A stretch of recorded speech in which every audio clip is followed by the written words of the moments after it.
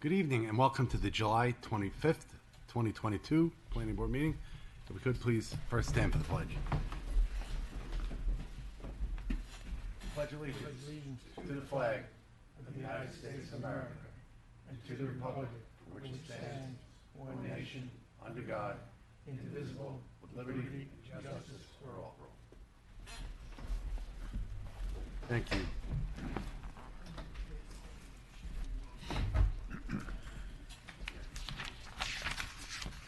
All right, we just got one late breaking piece of correspondence for one of the antenna applications.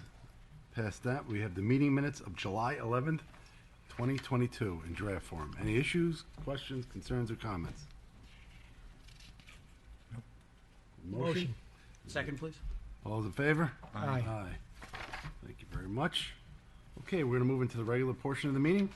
First on the agenda, we have the Dell Avenue Solar Project. This is a public informational hearing. Do I have a motion to open the public informational hearing? Motion. Second. All those in favor? Aye. How are you tonight? Good, how are you? Good. I'll let them just set up. Oh, sure. Thank you. Good evening. Jody Cross from Zarin and Steinmetz. You were probably expecting David Steinmetz, but he had the nerve to go on vacation, so you got me. What, he goes on vacation? The nerve, right? I have with me tonight, I'm here on behalf of Sol Systems, and I have from Sol, Rennie Friedman and Eric Alves de Sa. I also have Matt Matthews here, the owner of the property. You've heard about this project a few times over the past year or so. Most recently at the June work session, David was here, and he presented the project to the board, but we're here tonight for the public informational session, so forgive our repetition, and we'll try our best to keep it short. So as you know, the property is located on Dell Ave. It was previously rezoned back in 2011 for the Croton Overlook project. So you might remember me and David from that too. And rather than constructing the 70 lots, the 68 units of age-restricted housing, we're here for a fixed tilt ground mount solar system, which will disturb about 14 acres of the 62-acre site. Previously, we had mentioned about a year ago that we were also seeking for battery storage. We have taken that off the project, but we are looking to make this project battery ready so that in the future, if the incentives are there, we may come back to your board for that. You also might recall that back in 2010, 2011, Croton Overlook went through a full SEQA process. We prepared a full EIS, resulted in a 61-page positive finding statement. As you'll see from our presentation, the impacts here are going to be significantly less than that of a age-restricted development. So after we got our approvals for the age-restricted, our client unfortunately passed away, never got all the approvals. And so here we are. We came back last year. We were considering coming back with residential until we learned that there was solar, including Sol, interested in the property. And we presented that to this board, was received at least somewhat favorably from the town, and so we pivoted to the solar project, and here we are. We also want to note that we are working with our largest residential neighbor to address any concerns that they may have with regard to visual impacts. We also took to heart your concerns about vantage points for visual analyses, so we are in the process of preparing additional line of sight analyses, which we will submit as soon as they're prepared. Other than that, I think the best thing to do would be to kick it over to Sol so they could present the project to you. The last thing I want to mention is that since we've been here, I think the question came up at the last meeting whether we were at the Conservation Board yet. We've since been to the Conservation Board. I believe your board has received a memo from them. And we've also met with the building department, fire inspector. So we've been pushing this forward as much as we can. So thank you, and I'll pass this over to Rennie. Great. Thank you so much, Jody. Members of the board, it's a pleasure to be here tonight. As Jody mentioned, my name is Rennie Friedman. I'm the Director of Project Development for Sol Systems. Sol Systems, we're a national solar developer and financier. We do a lot more than that in the energy sector. But for the purposes of this project, that is our role in the project. We're the solar developer. We're also the financier, long-term owner, and operator of this particular project. As Jody mentioned, we were in front of the board a little over a month ago. It's basically the same presentation as that, so I will try to keep it brief. I'll make sure to cover all the key points and, of course, answer any questions that you may have after. But just to take a moment, introduce the project team. So as noted, Sol Systems, we're the solar developer, financier, owner, and operator. Our lead civil and environmental consultant is a company called TRC Companies. Of course, our land use council, and the property owner, Matt Matthews, is here as well. So just a real quick moment, Sol Systems, you may see a couple other names, Sol Customer Solutions, Arivon Energy. We are all Sol Systems. We are the, again, single point solar developer, financier, owner, and operator. Arivon is actually the financier, but they are the majority owner of the Sol Customer Solutions arm of Sol Systems. But again, for all intents and purposes, it is Sol Systems. What's nice about that is that we are the, again, long-term owners and operators of the project as well. If something goes wrong with one of the projects that we build, the person that gets that phone call sits 50 feet away from me in our office. So we are invested. Again, this is a very long-term partnership for us, the town, the property owner. We are going to be here for the life of the project. So just to help orient everyone with exactly where the project is. So you can see based on this kind of zoomed out map, the project is where the red star is. It's at the bottom right corner of the town, again, right off of Dell Avenue. And here you can see zoomed in a little bit closer where the project is. Again, you can see Sawmill River Road, runs along the project. We do have some frontage on Sawmill River, but the majority of the project fronts along Dell Avenue. You can see the property is located right where it splits, and Sawmill River goes to the left, and Dell Avenue, you can see, kind of goes a little bit to the right. Again, you can see where the site is located. The property boundary is shown in pink. As Jody mentioned, it's about 62 acres total. We are developing approximately 14 acres of it. So a little bit less than 25% of the site is what we're going to develop with our particular project. What you're looking up here now, again, the property line is in pink. The blue is where the solar panels will be going, and yellow is our proposed fence line. So just to cover some key kind of facts, overview of the project. Again, it is classified as a large-scale solar energy generation system. It is a fixed tilt ground mount. What that means is that the projects face south. The solar panels face south. They will always face south. They do not rotate throughout the day. There are some types of projects that do track the sun throughout the day. This is not one of those. It's fixed tilt. Everything faces south. The size of the project, you can see the numbers. It's 4,329 kilowatts DC. That's the physical size of the system on the ground. 3,625 kilowatts AC. That's the amount of power it can produce at any one given moment in time. The property area, approximately 62 acres. Our project area, approximately 14 acres. Again, that is less than 25% of the site that we're going to be developing with this project.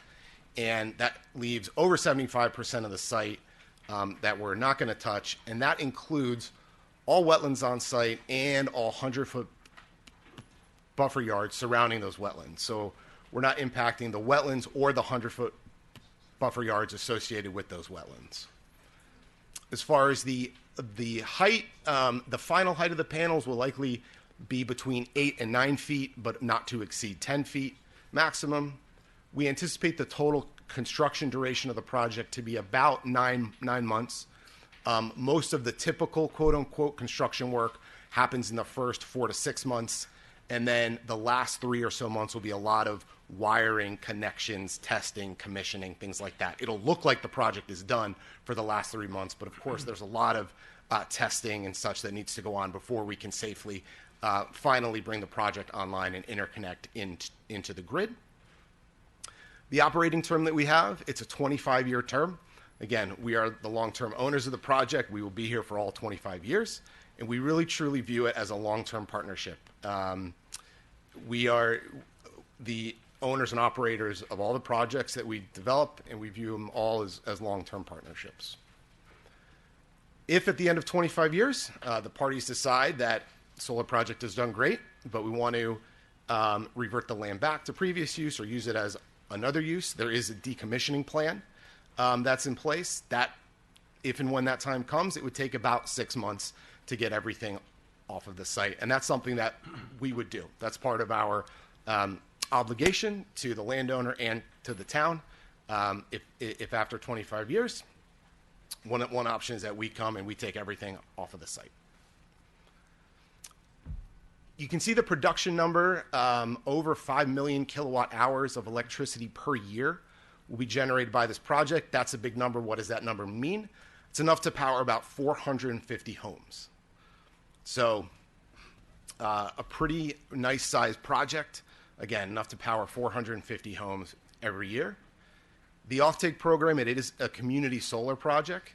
What that means is that it feeds electricity directly back in to the Con Edison power grid, and local residents and businesses can sign up to be part of that community solar program. If they sign up, you get a slightly discounted rate by signing up to be a community solar offtake for this particular project. And then one final note, as Jody mentioned, our plans no longer directly include a battery storage system. They did at one time. It is not part of our current application. As Jody mentioned, though, we did make it battery ready, and really that means a couple things. One, we are preserving space for the battery. Should it, in the future the incentives line up that it does make sense, we would of course come back in front of the board at that time, but we have the space there for it. The battery footprint is fairly small, maybe 1,000 square feet maximum. So it's a pretty small area, but we want to make sure that we preserve that area. And our stormwater management facilities are designed currently to account for that additional impervious area of a battery pad if it were to ever be built. That way, if we do come back again and get approval for that, we don't have to go and tear up a facility we've already built. If the battery never gets built, the stormwater facilities are just a little bit larger than they would technically need to be, which is certainly not a bad thing. So here you can see on the screen in the presentation and also in the two graphics we have up what our site plan looks like. On what's in the screen, you can see that north is not directly to the top of the page. You can see the north arrow there. So that gray strip that's kind of running in front of our property, that is Dell Avenue. But just to highlight a couple key features of what we're doing on the site, we are going to have a meadow-like pollinator friendly vegetation mix. We can't call it a pollinator mix per se. New York State has very specific guidelines about what technically qualifies as pollinator. Due to some of the conditions on site, we do not feel that a true pollinator habitat would be the best fit and would thrive, but we are taking measures to make it a pollinator friendly mix. So access roads, you can see what we currently have planned is kind of the darker purple color there. We do have two access points of ingress and egress off of Dell Avenue. And you can see what we're proposing there for access roads. The access roads are going to be pervious, which again is another nice feature. It will not be asphalt or blacktop. It's going to be pervious. And the entire system will be surrounded by a 7-foot tall chain link fence. That is required per the National Electric Code. So the entire system will be surrounded by that 7-foot tall chain link fence. A couple other key features on this plan to point out. Again, the access roads are in the darker purple. The wetland buffer area is in pink. The wetlands are kind of off of the screen, but the 100-foot buffer for the wetlands is in pink. The stormwater management facilities, we have 4 of them. The facilities located throughout the project, those are shown in blue. We do have some enhanced landscaping shown. that we're putting forth, mostly to offset any visual impacts. That's shown in bright green. And where our main equipment pads are going to be going, that is shown in orange. So we laid the site out. We tried to use 4 guiding principles with how we laid this project out on this particular site. As noted, we're using less than 25% of the available site area. So the first one we guided, that used us to guide the layout of the site, no impacts to wetlands. And again, not just the wetlands, but the 100-foot buffer to the wetlands. We wanted to steer clear of any of those impacts. We also wanted to limit the visual impact. We know how important of a view corridor this is, not just from the road's frontage, but from other areas in the town as well. So we took care laying it out to minimize the visual impact. There's a lot of nice natural vegetation that we're trying to keep as much as we can to help offset that visual impact. There's topo on the site that again helps with the visual impacts. And as I mentioned, we have proposed some additional landscaping for some of those areas that we feel you might be able to see the project maybe from the road. So we're doing some enhanced landscaping for those areas. The third point, we wanted to limit tree impact as much as possible. We are clearing 14 acres as part of this project. I'm not here to tell you otherwise. There's no way around that. But a couple things that we have done to try to limit the amount of tree clearing. So one is we kept the tree clearing limits to just the fence line. On a lot of solar projects, you might see developers clearing beyond the limits of fence line because those trees will inevitably shade the system, which will reduce the production, which will reduce the output. Basically means you're making less money from your project. We didn't do that here. We are only clearing the trees that we absolutely need to install the fence line and our project inside the fence line.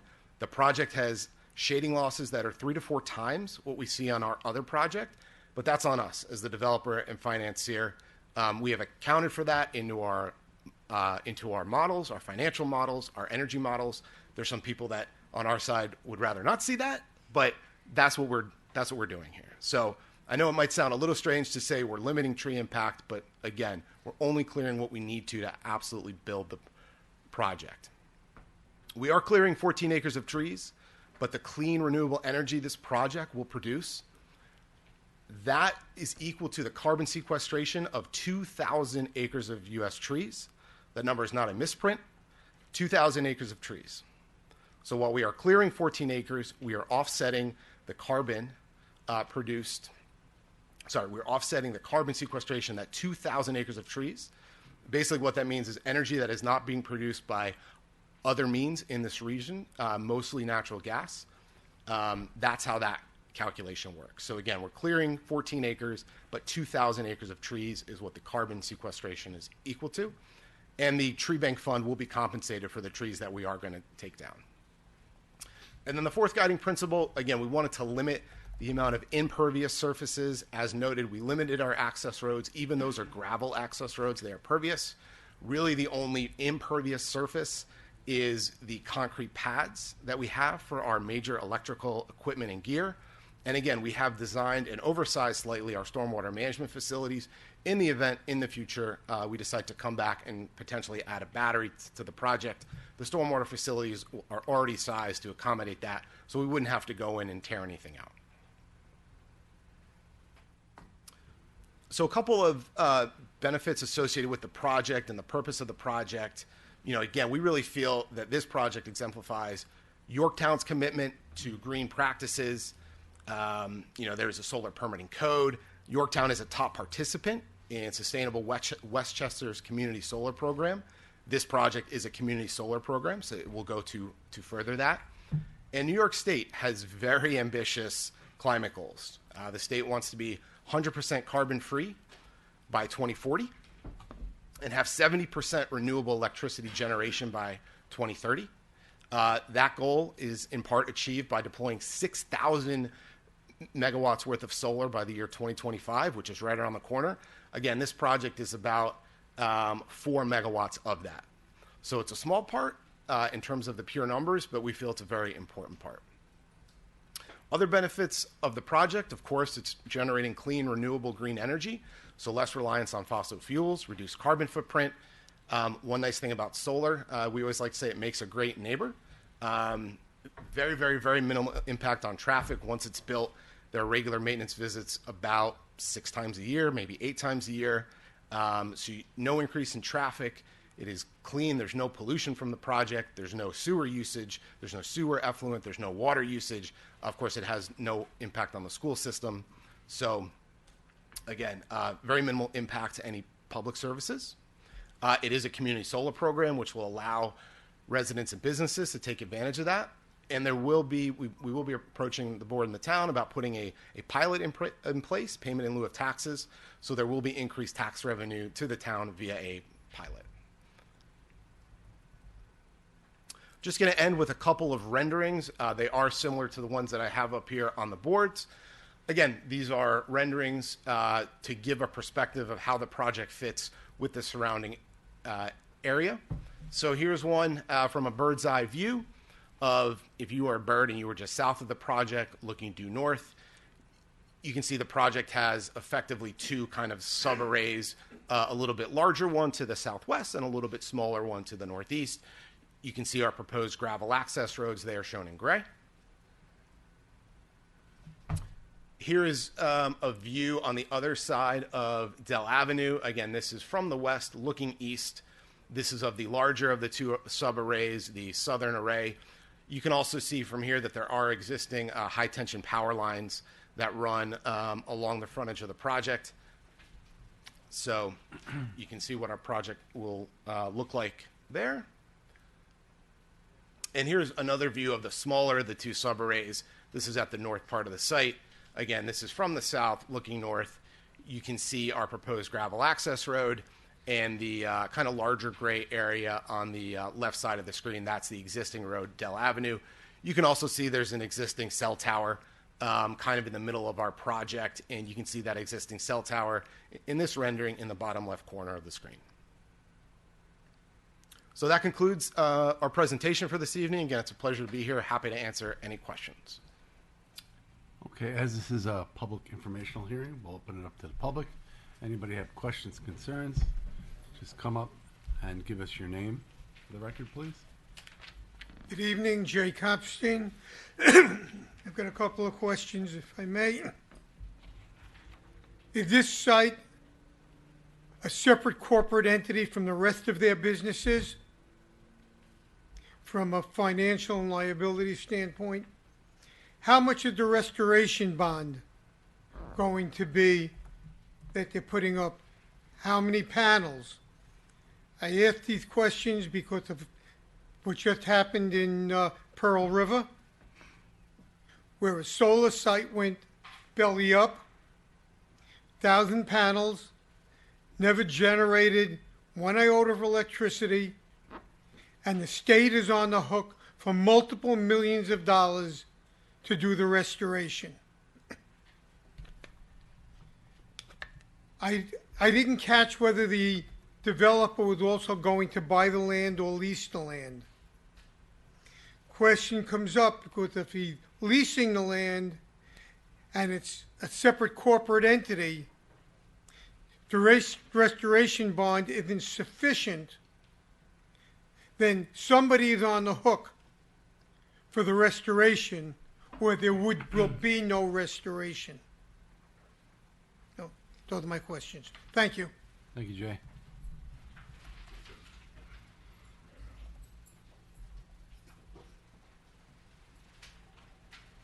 Good evening. My name is Corey Raven. I'm counsel along with Cliff Davis for a property owner at 727 Hog Hill Road in Chappaqua, the Riverside Trust. Cliff is on vacation. To the best of my knowledge, he is not with David Steinmetz. Never know. The property is located within the town of Yorktown. Our client has 33 acres, single-family residence contiguous to the applicant's property. As the planning board is fully aware, the special use permit and site plan application for a large solar application requires that the large solar energy systems be fully screened from adjacent residential properties. Fully screened means fully screened.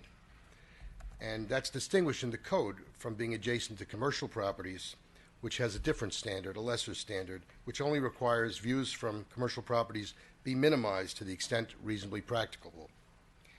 And it makes sense that a fully screened in residential areas would be the standard. Who'd want to look at a large industrial development from their home? The code wasn't enacted to give a pass to a use such as a large-scale solar project, and the legislative language took special care and direction to permit a use in residential districts only if they satisfied this very high bar with respect to screening. The present plans have not yet addressed the requirement of full screening.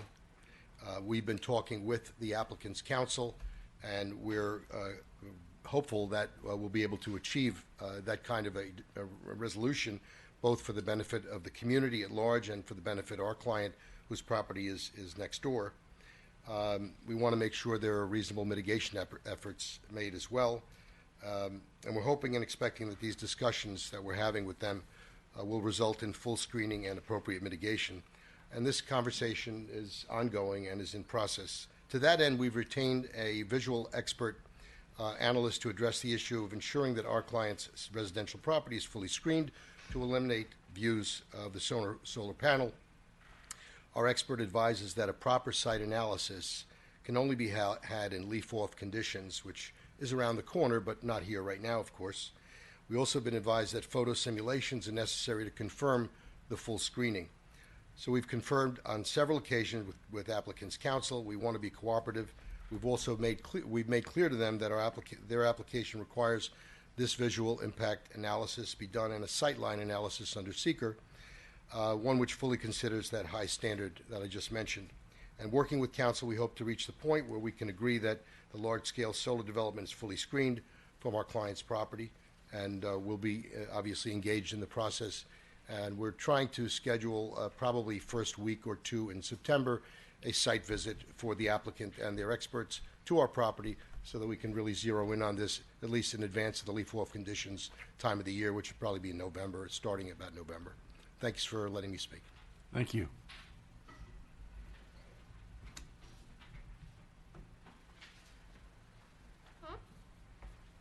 Good evening.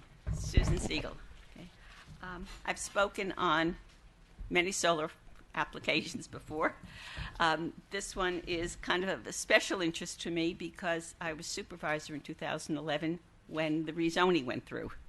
So I kind of have vague memories of what was done at the time. And I think it was the rezoning was approved 4-1. One member was absent, and I think back then the biggest issue. I know we talked about the visual impact, and John was very strong on visual impact, and there was a major concern about sewage, but that's not an issue now. But this application once again highlights the basic problem with the solar law that several people have spoken about at previous hearings, and they're probably getting tired of saying the same thing. That the law as written allows solar, ground mount, large-scale solar farms, that's the only thing I'm talking about, in any residential neighborhood, as long as it meets the very limited standards of a special permit. And as this board has said, if you meet all those limited criteria, you're really hard-pressed to say no, and that's kind of been an issue. But that's an issue for the town board to take up, which they're not interested in taking up, I have to admit, all right, which gives the burden all to you to look through all of these criteria.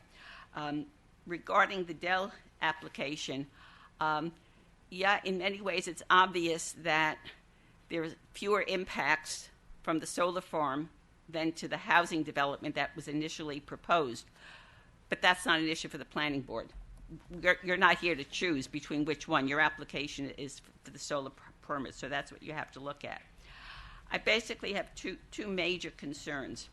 One is the visual impact, which has already been mentioned, and the other is the destruction of a woodland. Okay. On the visual, I think I've seen in the meeting packet the reference to all of the visual impacts that you need to study. So those plus the Hog Hill. I think the leaf off is an absolute essential condition of when the study is done. And I also remember from previous applications that it seems that balloon tests are much better and easier to visualize than than a rendering that shows elevations. You just can't get that same impact. But certainly the balloon test, so I suggest that you consider that. The issue with woodlands. I would very much appreciate your reading into this record the Conservation Board's memo, because I'm not going to repeat a lot of what it says, all right? But, and only those few people who look at the meeting packet and see it online have a sense of what the Conservation Board says. So I would urge you to please read it. It's not that very long. I think it's basically one page. One of the things that stands out and also while the applicant has said, well, we're only disturbing roughly 14 acres of roughly 65 acres. If I remember correctly, and John Robin can confirm this, that the original housing proposal was also roughly the same, and that the solar panels are in the same area. So it's not as if, oh, the solar panels are only going to disturb so much less than what the housing was. That kind of misses the point. Also, he said we're minimizing the tree removal, what's absolutely necessary, and we're going out of our way to leave some trees. He didn't say, but the Conservation Board memo says that 1,000 trees will be taken down. That was one of the things that really, really stood out to me, in that Conservation Board memo. And I don't remember if in the when the rezoning was approved in 2011 and they did the DEIS and the FEIS, that there was any mention then or any requirement to count the trees because the tree removal. So I don't know. Someone would have to go look through the record because the tree law was very new at that time. But I'm also concerned about the scope and the level of the environmental review of the functions of the wetlands that will be lost when 1,000 trees are cut down. On the town board's agenda for tomorrow night, there's a resolution to be approved. The town is hiring it's one of its 2 environmental consultants to do an environmental assessment of the plan. This is not the same environmental firm that did the others, the Barton and I'll never get that name just B&L, all right? I think you had issues with their initial assessments. They were very, very superficial. In fact, they had to be redone. I don't know if the planning board has had a chance to look at that scope of services for what the consultant is going to do. The town board is going to approve that and deals with that, but it's the planning board that will really have to deal with what that consultant says. So you might want to consider asking the town board to postpone voting for that resolution tomorrow night until you've had a chance to review that scope of services and to make sure that the consultant will evaluate all of the functions of the woodlands that will be lost, irreparably lost, when 1,000 trees are cut down. Okay? So those are my basic comments. Thank you. Thank you. I want to remind everybody, this is a public informational hearing. So this is something unique to Yorktown. This isn't the actual public hearing. This is done to kind of get just what's happening now, people engaged in what's going on. So there's a process ahead of us. And as Ms. Siegel has stated, all the memos we get, including the ones from the Conservation Board, will be entered into the record. Anybody else from the public have any questions, comments, concerns? Members of the board at this time? No. Counselor? Nothing from me. John? Nothing here, no. Dan CRC here earlier? He might have hid. He snuck out. I did see him. Yeah, I saw him too. All right. That being said, do I have a motion to close the public informational hearing for the Dell Avenue Solar Project? So moved. Is there a second? Second. All those in favor? Aye.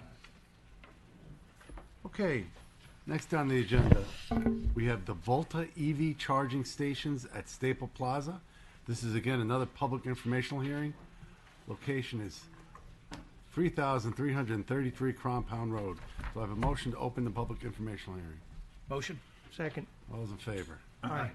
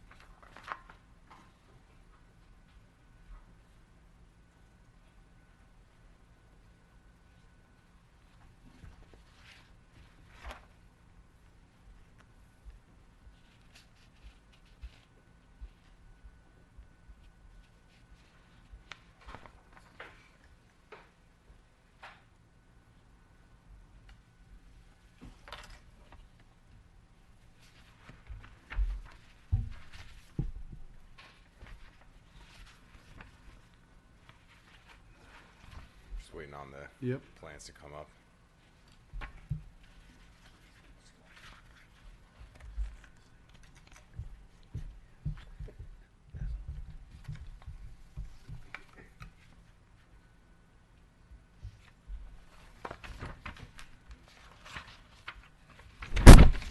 Jesus.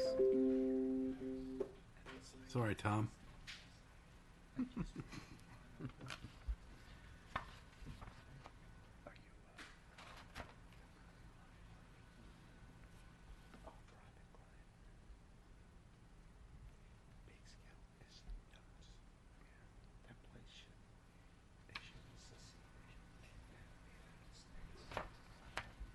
This is just for two chargers, Yeah. right?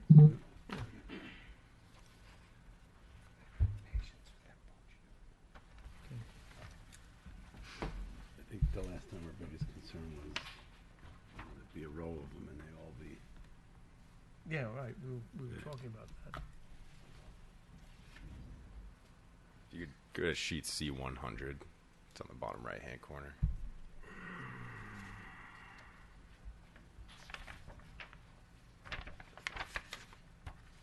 All right. We're good to go. Good. Okay. Good evening. Good My name evening. is Dean Apostolaris. I was here before you guys with my partner Sam Lee from Volta Charging about a month ago. So we're here to sort of reiterate that presentation that we gave you for what we're doing here at the Staples Plaza on Compound Road. What we're doing here is we're installing 2 electric vehicle charging stations. These are 2 level 2, as they're called, charging stations. So they have the ability to charge your car in about 4 to 8 hours, depending on what type of car you have. We're installing them in adjacent landscape islands to existing parking stalls within the shopping plaza there, along the drive aisle in front of the retail storefront. The impacts to the landscape islands are very minimal. We're just installing 2 4x4 concrete pads. The charging stations are mounted to those pads and will service existing parking stalls next to the landscape islands. In terms of striping and signage, we will be striping those existing parking stalls, denoting them as EV charging capable. We will also be installing signage just to note that those stalls are also EV capable as well. In terms of construction, we do a unique construction type to get the conduit out to the charging stations. We use underground boring, so there's no tearing up of the pavement, there's no trenching, there's no backfilling, there's really no disturbance whatsoever to the drive aisle or to the nature of that shopping center there, other than the fact that we do a small excavation at those standalone locations, and we do the forming and the concrete work, and then we anchor those charging stations and commission them for use. So we will be pulling from an existing service, an existing Con Edison service on the property there, and running that to what we call a PCS, or a power control system. That allows the charging stations to give a little bit of a higher output. So that's generally what we're doing there with the site. So just to give a recap quick, 2 charging stations there. The parking stalls will be striped and signed to denote EV charging capable. and we provide very minimal construction and disturbance to the shopping center there. So that's generally that. I can open it up to questions, or Sam, if you'd like to. No, okay. Can you talk a little bit about the unit you're putting in? Sure. If you could go to scroll down a couple pages to, let's see, I think it's C300. Yeah, that sheet right there. So on the top left there is what we're looking at. That's the charging station. So the charging station itself is about 7.5 feet tall, about 3 feet wide, and it has a double-sided media screen capability on it. So while it does charge your vehicle, it also doubles as a display kiosk for displaying sponsored content within the charging station itself. And that way Volta is able to offer a subsidized charging cost to the consumer. So it gives the customer a cheaper charge based on the revenue that Volta will get from sponsored content on the screens there. So they are 48 inches by 27 inches screen there. They are internally illuminated, and they will be on a rotating, changeable basis every 8 seconds. Is there any flashing, anything that's going to be disruptive to anybody as they would go by, distracting? Nope. That's a great question. So no flashing images, no movement, no sound, no audio. These are just static images that will rotate every 8 seconds. So no flashing, no movement, moving or dynamic, as we call it, display. These are static images and no auditory components at all. Thank you. I do have. Hey, John. So, this is a charging station, but it's a billboard as well. Is there anything in the signage ordinances Yes. that would come into play here? The signage ordinance was amended to include this type of charging station. So it is in there. It has some guidance, and since this is a site plan issue, it does not require a sign permit, so there's not a double process. But the sign ordinance does speak to the requirements that the gentleman touched on in terms of the 8-second rotation, only static images, no blinking or scintillating features. So the short answer, which I just gave in long form, is yes. Okay. I have one question on maintenance. I have a hybrid electric car, so we go around and find these charging stations, and many times they're out of order, or the plug is gone, or the wire is missing. Who takes care of that maintenance of these things once they're up? Yeah, so Volta actually takes care of all the maintenance and servicing of our stations. We have agreements with our partners. They're long-term agreements, for example, with a Stop and Shop, or example here, Staples Plaza. We want to be the best partner that we can be to our partners. Also, we want to make sure that our chargers are working so that people are coming, so that they can see the advertisements that are on our screen. So whether it's a customer service number that someone can ring up, whether it's a store manager that can have direct contact with us, we'll get a field service tech out there within a week to solve the issue. Thank you. Yep. I got a couple of questions. One is the brightness on your screen a variable? Because I notice in some areas those types of screens can be very distracting to traffic within a given site, and it can impede safety. That if the brightness of that screen can't be adjusted for the specific location, could be a problem. Yeah, so our screens do auto dim according to the ambient light. So you'll see the screens dim at night, and then I believe depending on the operating hours, an hour after all the shopping center stores are closed, the screens and the charger will stop.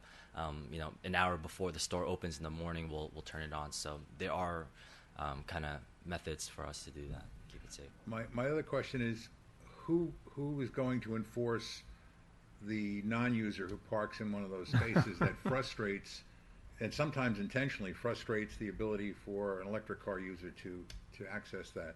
Yeah, so technically we can't enforce that because it is still general parking. Anyone is allowed to park there. Typically, we have stations installed all across the country, and most drivers are respectful of that.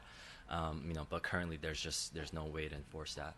So your agreements with your partner, who is the, I would assume, property owner, it's not a requirement of that partner to make address sure. that issue?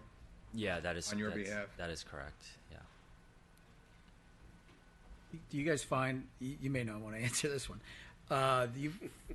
you're taking prime parking spots. These are the ones closest to the storefront, and I imagine that's because you want your ads to be visible to the people walking through the lot as well. Do you find that to be an issue, that you're getting people taking those spots that are closer, or are people pretty compliant with leaving these spots empty? Yeah, they're typically empty. When I go visit a station, either a car is using it to charge or it's empty. I almost never see a car just parked there not charging at all. And I think a lot of it has to do with kind of our striping and our signage. When you look at a sign and when you look at striping and it says, I know that striping says charging only, but we've actually removed the only. And so, even with the EV charging and the signage, most people just aren't sure that they can park there, so they don't. So we would actually like to keep it that way, yeah. And it's okay for somebody to pull in and park for 4 hours to charge? To charge? No. So some of our signs right now do have a 2-hour limit on them. Okay. But it is free, and now we are integrating users with the app. And so what we're saying is, hey, if, for example, a rideshare driver like an Uber or Lyft is kind of taking advantage of that, just leaving their car there, because they have to use the app to charge, we would be charging them idle fees and things like that for abusing the system. Okay. So you do have sort of a means of enforcement, or at least managing Right. the space. Yep. Got it. Anything else from the board? No. This is a public informational hearing, so anybody from the public have any questions?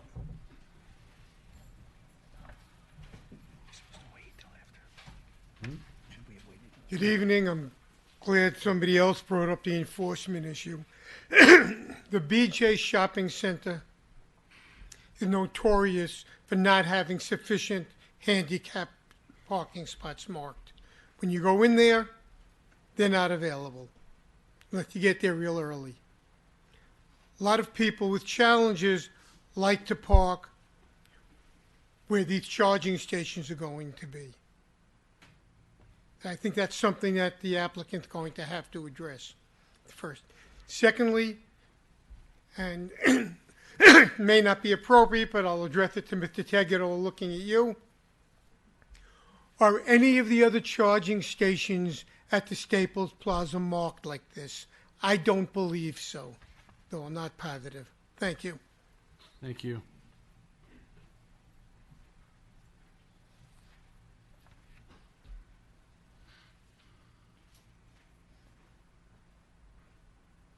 Good evening, Mark Lieberman. I'm just curious from an economics point of view, if I was doing this, I would have it in a different position and service 4 parking spots.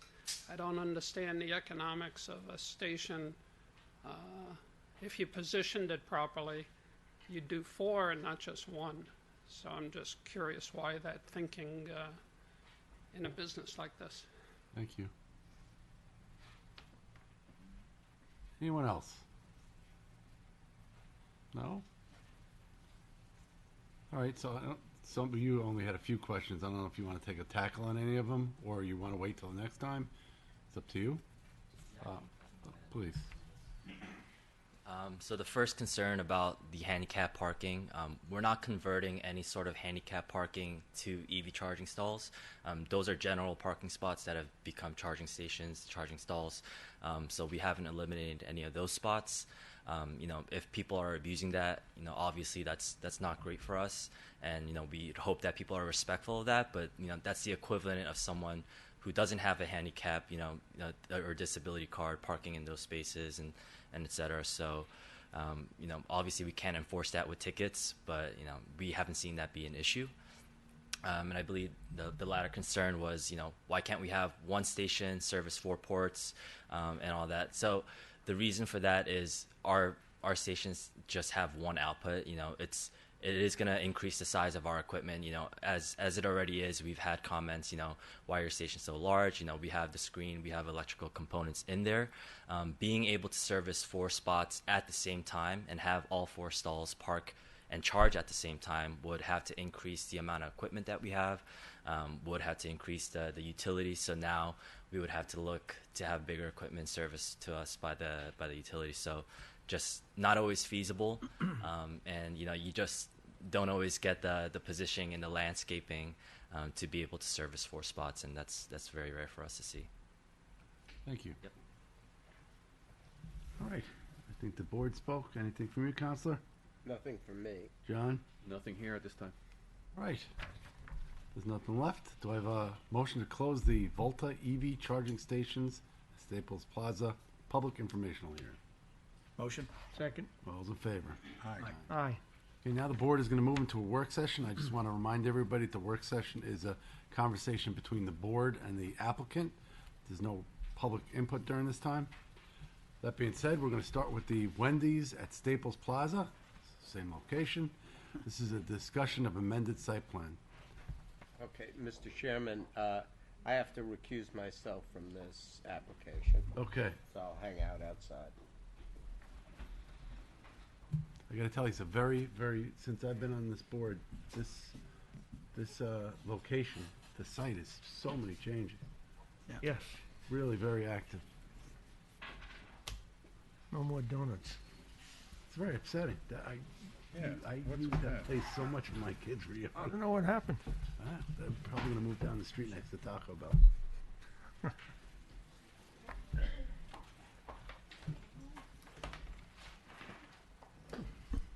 Good evening, board members. My name is Jennifer Porter. I'm an attorney with CSG Law, located in West Orange, New Jersey, and I'm here tonight on behalf of the applicant, Winesco Yorktown LLC, which is an affiliated entity of Winesco Restaurants, a franchisee owner of more than a dozen Wendy's restaurants throughout New York and New Jersey.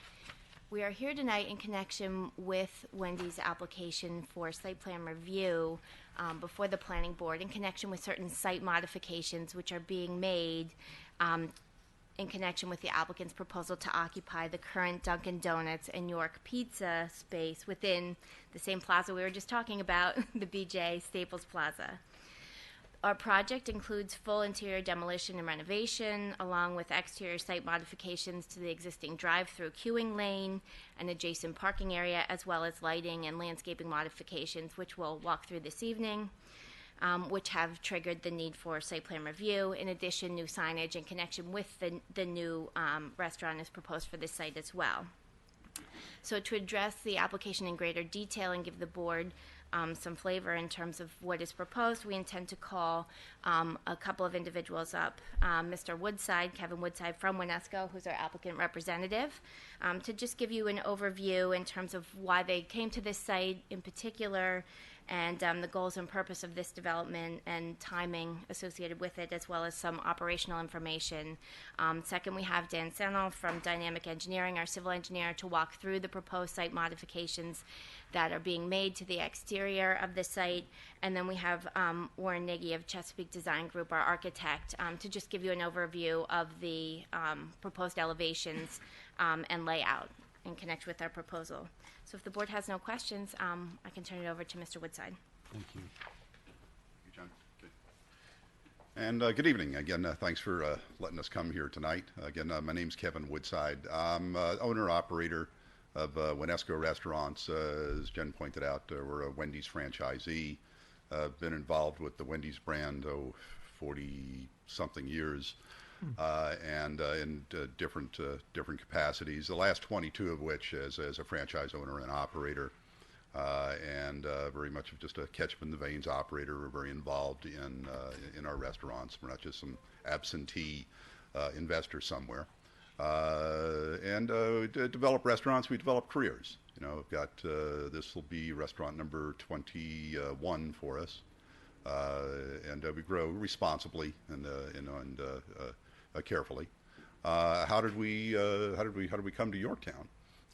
We do have restaurants. We operate in Westchester, and my business partner, Philip Anastas, he's a resident of Westchester. So again, you know, we like to be local. We like to operate locally. We like to support communities locally. And how we came upon this particular site, we were working on a site down the road In the Lowe's shopping center, there was potential of developing a Wendy's there. It would have looked beautiful. We're working through some circulation concerns, and while working through that, we had learned that this site would be coming to market. So we just knocked on the door with Herbstadt Biddle, and we were able to make a deal. What we like very much about the site was something that we thought we could come in and beautify, look well, and provide the market with much needed Wendy's. So here we are. As far as timing, construction, once we've got possession of the site, we can turn it around in about 13 weeks. The building itself is very solid, and I'm sure Warren and all can talk about that. And it lends itself very well to us putting together a place that's going to be a nice place to come visit and a nice place to come work. As far as operations, restaurants, we have 35 to 40 people on staff, including management. Generally about 2/3 of those are full-time. Operating hours will open up at 6:30 for breakfast, and dining room closing, we generally close about 10 p.m.-ish, and then run drive-through operations in most areas till about 1, maybe 2 a.m., depending upon the neighborhood's needs and wants.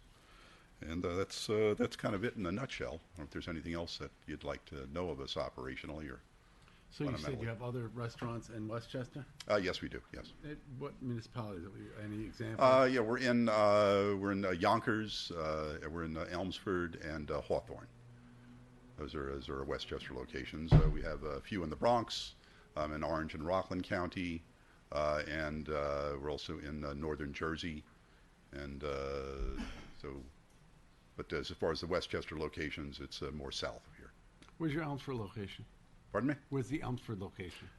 The Elmsford location is on Sawmill, just not too far from the bridge. Yeah, Philip, maybe you can. 287 and 9A. It's the 9A Wendy's? Yeah. Yes. Okay. That's a nice site. Thank you. Any questions until we move on? Well, what in particular are you changing from, in the existing site plan, or are you still going to address that? Yeah, I think the engineer is going to. Yeah. Okay. Just wanted to give you just a flavor of Got the it. company and us as operators, We as appreciate that. neighbors. So, okay, that's it. Good. Bring up somebody. Good.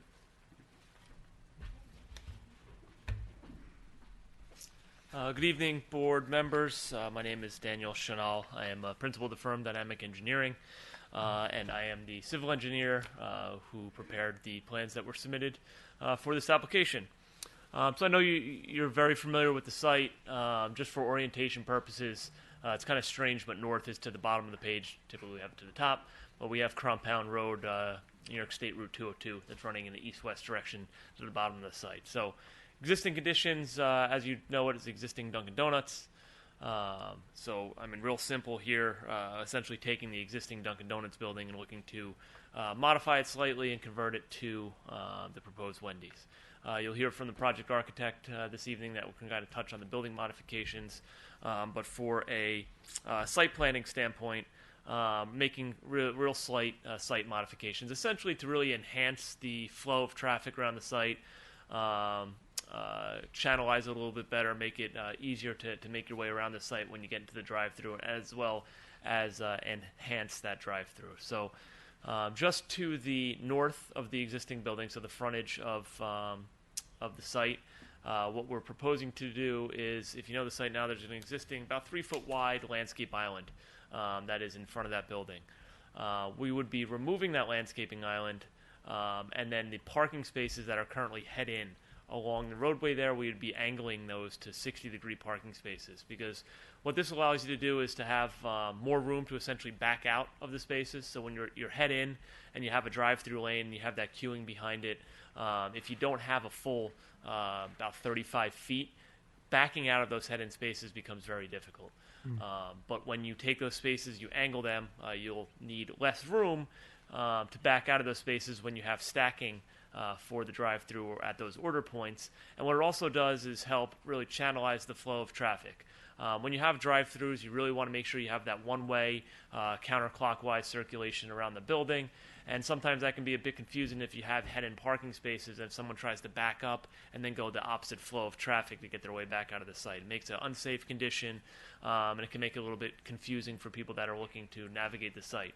So by angling those spaces, it really enforces that counterclockwise circulation around the site and helps channelize that drive-through movement. So we'll be angling those spaces, getting rid of that little landscape island that is in that drive aisle. And what that'll allow us to do is have a 10-foot wide drive-through lane, an 18-foot wide through lane for the traffic, and then angle those spaces to be able to make that back out a little bit easier. For the drive-through itself, I'm sure you're very familiar with other Wendy's, McDonald's that typically have 2 order points now. You'll see either a Y configuration that merges into a single lane, and then in some cases, what we're proposing here is essentially a stacked order system where you have 2 order canopies in a single drive-through lane. All that allows us to do is to put in 2 orders into the kitchen at one time.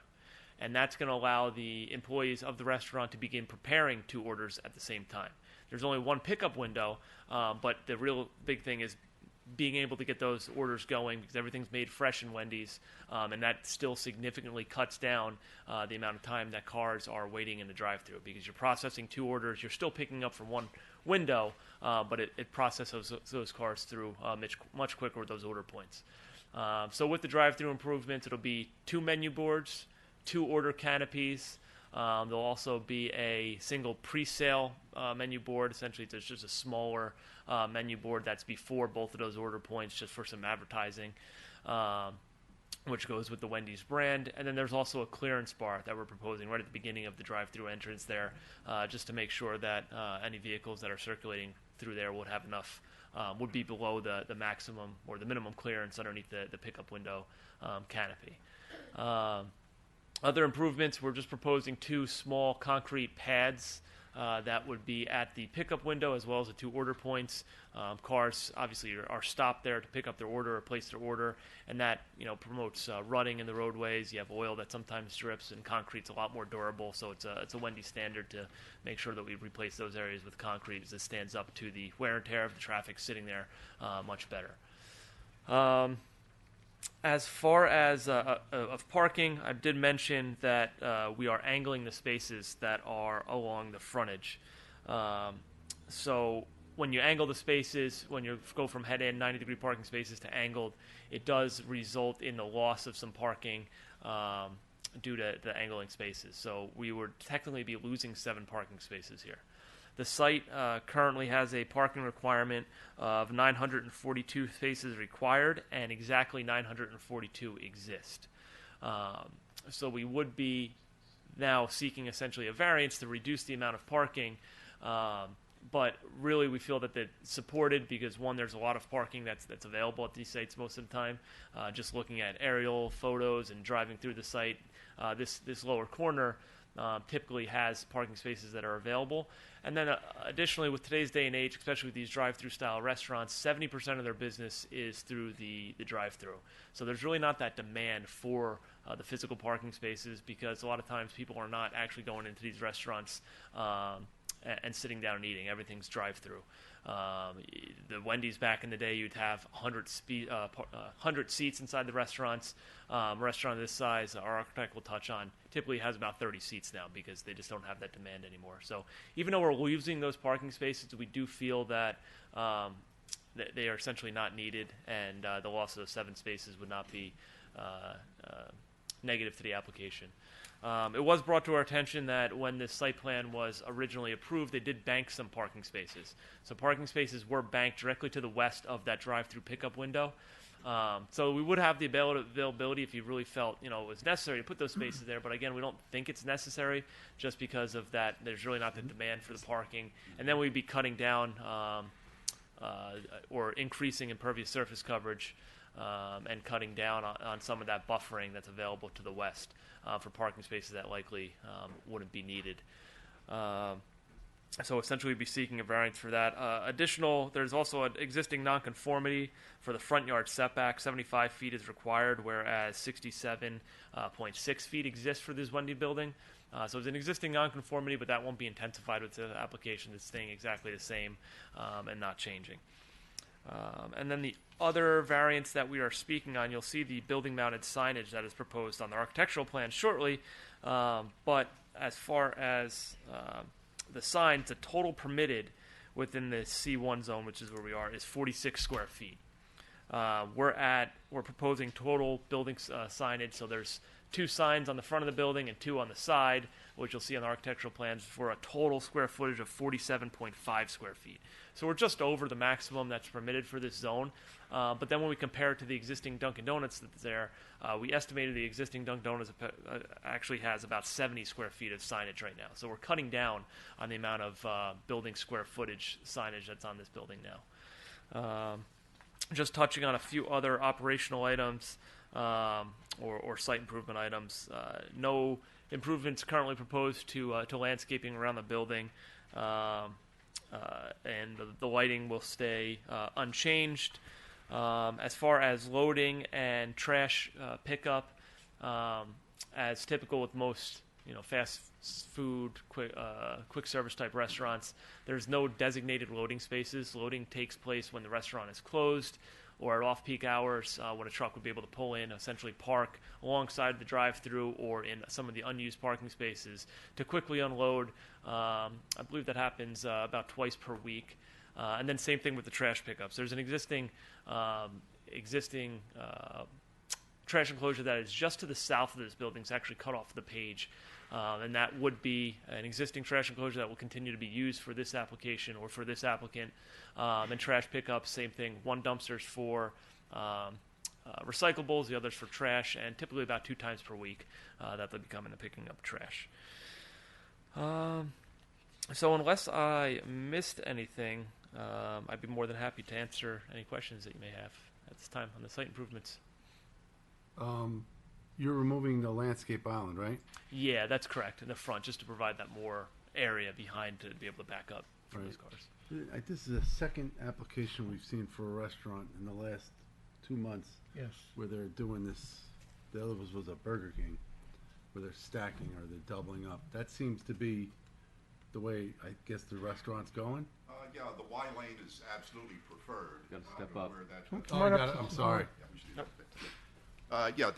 While the Y lane is certainly preferred, but where space doesn't permit, we'll do this tandem, is how we'll refer to it, and that does limit the amount, reduce the amount of time that cars will be waiting in line. We often have big gaps between the menu board and the window, and let's fill that with cars that have ordered, and it gives us an opportunity to take more orders. You don't always have both going on at the same time, but it absolutely speeds up helping cars get through the menu board and less time idling in line. And the parking issue with the inside occupancy, that really has, everything we're hearing from others, it's dropped off tremendously. People just want to drive up and take off. And that was already beginning, back in the old days, pre-pandemic. But today, even more so. And while we expect a fair amount of inside business to return in this particular site, we think a lot of that will be from folks that are already shopping or working in the center. We think we'll be servicing just that convenience of grabbing something on the way to or from work or in the middle of the day. All right, thank you. Thanks. Related to that a little bit, you have a walk-up window. Yes. Adjacent to the entrance. Yeah. How does that function? Is it Okay, do they take orders, or- that will be for when the dining room itself is closed, and that is, I guess the first customer for that would be delivery, rather than having to wait on drive-through lane to pick up this order. That's when you place an order for delivery with us, it'll fire to our kitchen about 4 or 5 minutes before the driver arrives. This way they can, if there's some business going on, they don't have to wait online in the drive-through to pick it up. They can park, walk up to the window, ring the bell. We see them on the camera, run it out to them, and off they go. Like Grubhub or something like that? Pardon? Like Grubhub or something like that? Yeah, exactly right. Yeah, Grubhub, DoorDash, Uber Eats, or you can just order on your mobile app, and we'll do the same thing for you. So that's absolutely incredible. So we keep finding ways to make it better for you. So. Great. Okay. I'm getting hungry. Thank you. Yep. We want mini Frosties, right? We'll go there next. See the advertisement? How about an as-built site visit, after-built site visit? The dumpster area, is it, because that I didn't look at, is it in good condition as it exists? Yeah, my understanding, I haven't seen, up close photos from it, but for the most part, I believe it's in good shape. And the one thing I want to touch on too, I know we're going to hear from your architect, but you are taking away a landscaped island.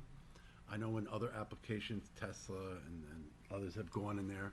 There's a residential neighborhood right there, and we've always been very sensitive to the aesthetics. And again, I know the place is going to look beautiful, but I would ask if you could look at the existing landscaping and see if there's anywhere that something could be added to enhance the area. Obviously, we understand why you have to do what you're doing, but just in keeping with everything else that's going on in the area. If you go up to the current Trader Joe's, which I guess there was no major traffic issues this Big weekend. disappointment. Huh? See? But Dr. Phil. But, that's something we would just ask that you look at. Yeah, we can absolutely take a look at the existing foundation plantings and the landscape islands that are, around the outside of the general area of this building, and I'm sure the applicant will be more than happy to kind of clean that up and put some new plantings if they're in Great. need. Thank you.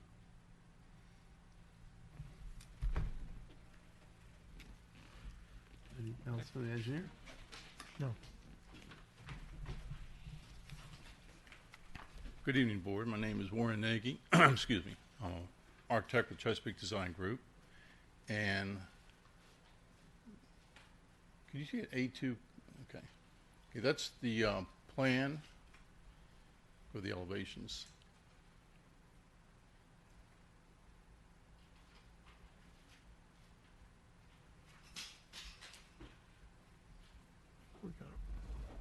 Mm-hmm. Okay. There you go. Good. As you can see, as you know, this is the existing Dunkin' Donuts restaurant.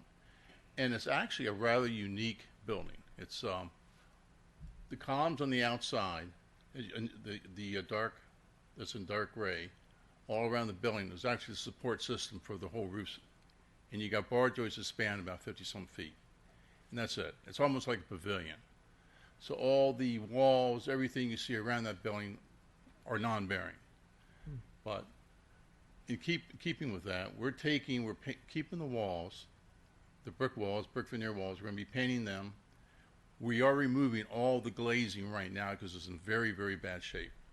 I'm talking about the clear stories and everything else. So we're going to replace that. And it just so happens everyone kind of agreed to the pattern of it that's there now. They kind of like that, and I kind of like it too. So we're just going to repeat it, keep it as it is. The other elements we're adding are the two blades, the red blade in the front with the signs on it.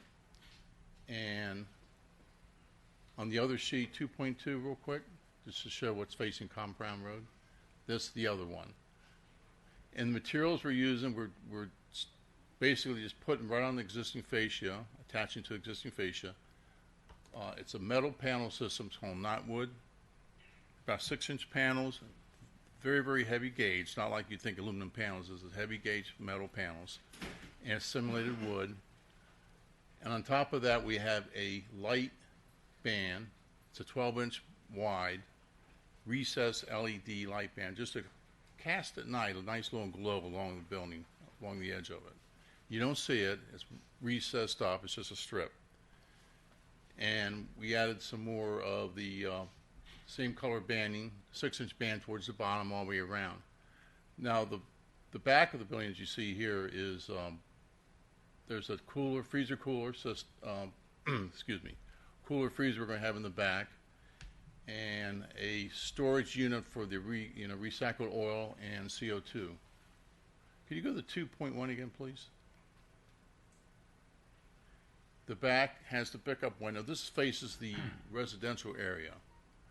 And right now we're just showing the one pickup window and the painting the columns. We're painting all the columns a dark gray.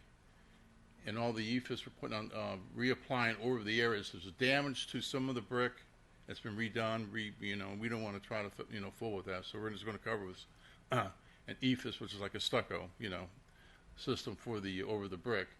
And that's a gray color, and we are in the back, that one sign that's a stencil, you see the Wendy sign, the Wendy stencil, and it's a background sign in a sense. Just it's more of a decorative element than a sign of anything else. And I myself, I don't just slap signs on buildings. I, strategically look the right place for them. And of course, Wendy's Corporation has a lot to say with where they're going to be put. But I like the areas like where the Wendy's over the front in the script and on the blade. I think it gives it a nice, it's the corporate, branding, but at the same time, I think this is a nice, way of saying, welcome Wendy's. And architecturally, I enjoy looking at it. The other element we are having is those slats. We're going to have outdoor seating, and I'm putting some slats. I'm sorry. Okay. The slats are like 2-inch wide banding. That's the same material, same aluminum material as the knotwood, and I'm running that around the building just to give a little bit of emphasis. Do you have the 2.3 of that A2.3? Okay. This I didn't want to show in the color elevation because it would make everything kind of muddy. But that's the railing system. It's just a mesh metal railing system, black, and that gives you a clear idea of how the window system works and with the walk-up window. And I guess go to the A or the E. Do we have the EQ1? I think we have the EQ1 there. It's the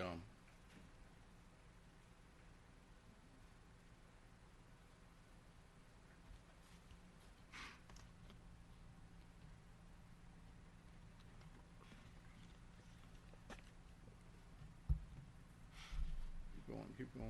That's it. Okay. And that's the layout of the dining room and the kitchen area. So you walk in, you'd have a generous vestibule. And as you walk in, right to your left is the ordering kiosk, along where you have that community table. Then you have the actual front counter and the kitchen support behind it and the restrooms. So it's a pretty, and outside you see how we have the seating along the railing there. So that's pretty much it. Any more questions? It's a community table. It's that large table right there with has 8 seats or 10 seats on it, either side. That's when the sports team come in. That's where they all sit. There you go. But we don't serve beer here. That's the only problem. Can you describe in greater detail the icebox and its material? I'm sorry, the what? Icebox. The icebox or the freezer, the cooler? The cooler freezer, as you see right in the back, it's an aluminum panel system. It's a dark bronze color, and it's pretty nondescript. It's pretty nothing special about it. It's more to be a background element than anything else. Well, okay. Question is, will it be a background element? I guess. Yes. That was shown in your rendering as black, though, correct? It's when you, believe me, when you print these things again, you put them on the computer screen, they're one color. No, I'm trying to get a definition of what it really is going to be. It's a dark bronze. It's okay. Very, very, it's not brown. It's almost towards black, but it's not black. And it has a metal roof, I suspect, Yes. of pretty much the same material, and I see that there's a gutter there. Yes. Are you draining that to the stormwater system, or how's that working? Right now, I think there's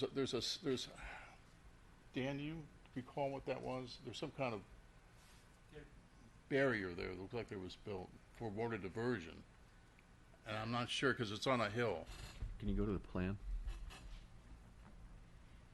Yeah, I mean, currently we just propose to essentially just sheet flow it, allow it to spill out onto the rear of the site there. There's an existing, I want to say it's almost like a block wall that I believe Dunkin' probably used to store their racks that they would deliver donuts on and things like that, and it would kind of screen that. So that would be getting taken down and replaced with this pre-manufactured freezer cooler that drops there. And then we didn't plan to pipe that stormwater directly into a catch basin or anything like that. But I mean, if that's something that you would prefer, we can certainly take a look to see if there's where the closest one is, and if it's possible to drain it direct. Well, you may have to, and you just have to work with the town engineer on that. The area that it's set in, is that like a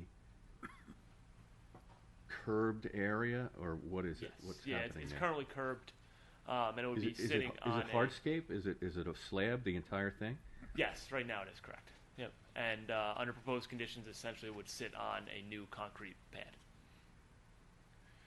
I think it appears to me that there's an opportunity to do some landscaping there, We can take a which look. would give you the opportunity to soften what is a cooler, will look like a cooler, and may be an actual detraction. Maybe not on the first day, but over time it may end up looking less attractive. So some landscaping there that sort of softens that might help. May even help with your stormwater issue as well. Absolutely. We can take a look at that and make sure it still works operationally and see if we can find some opportunities to help soften that up a little bit. Yeah. One other thing is the 4 security lights. They're not allowed by the code, so you have to find another way to do that. They really have to be fully shielded, so just have to look for another product.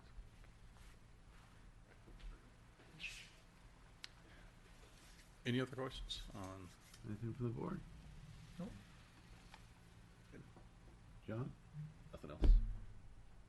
So clearly the building is in need of a top to bottom upgrade. I think it looks like it's gonna be a beautiful looking building. I think there's some tweaking that's gotta get worked out. John, what are the next steps with this?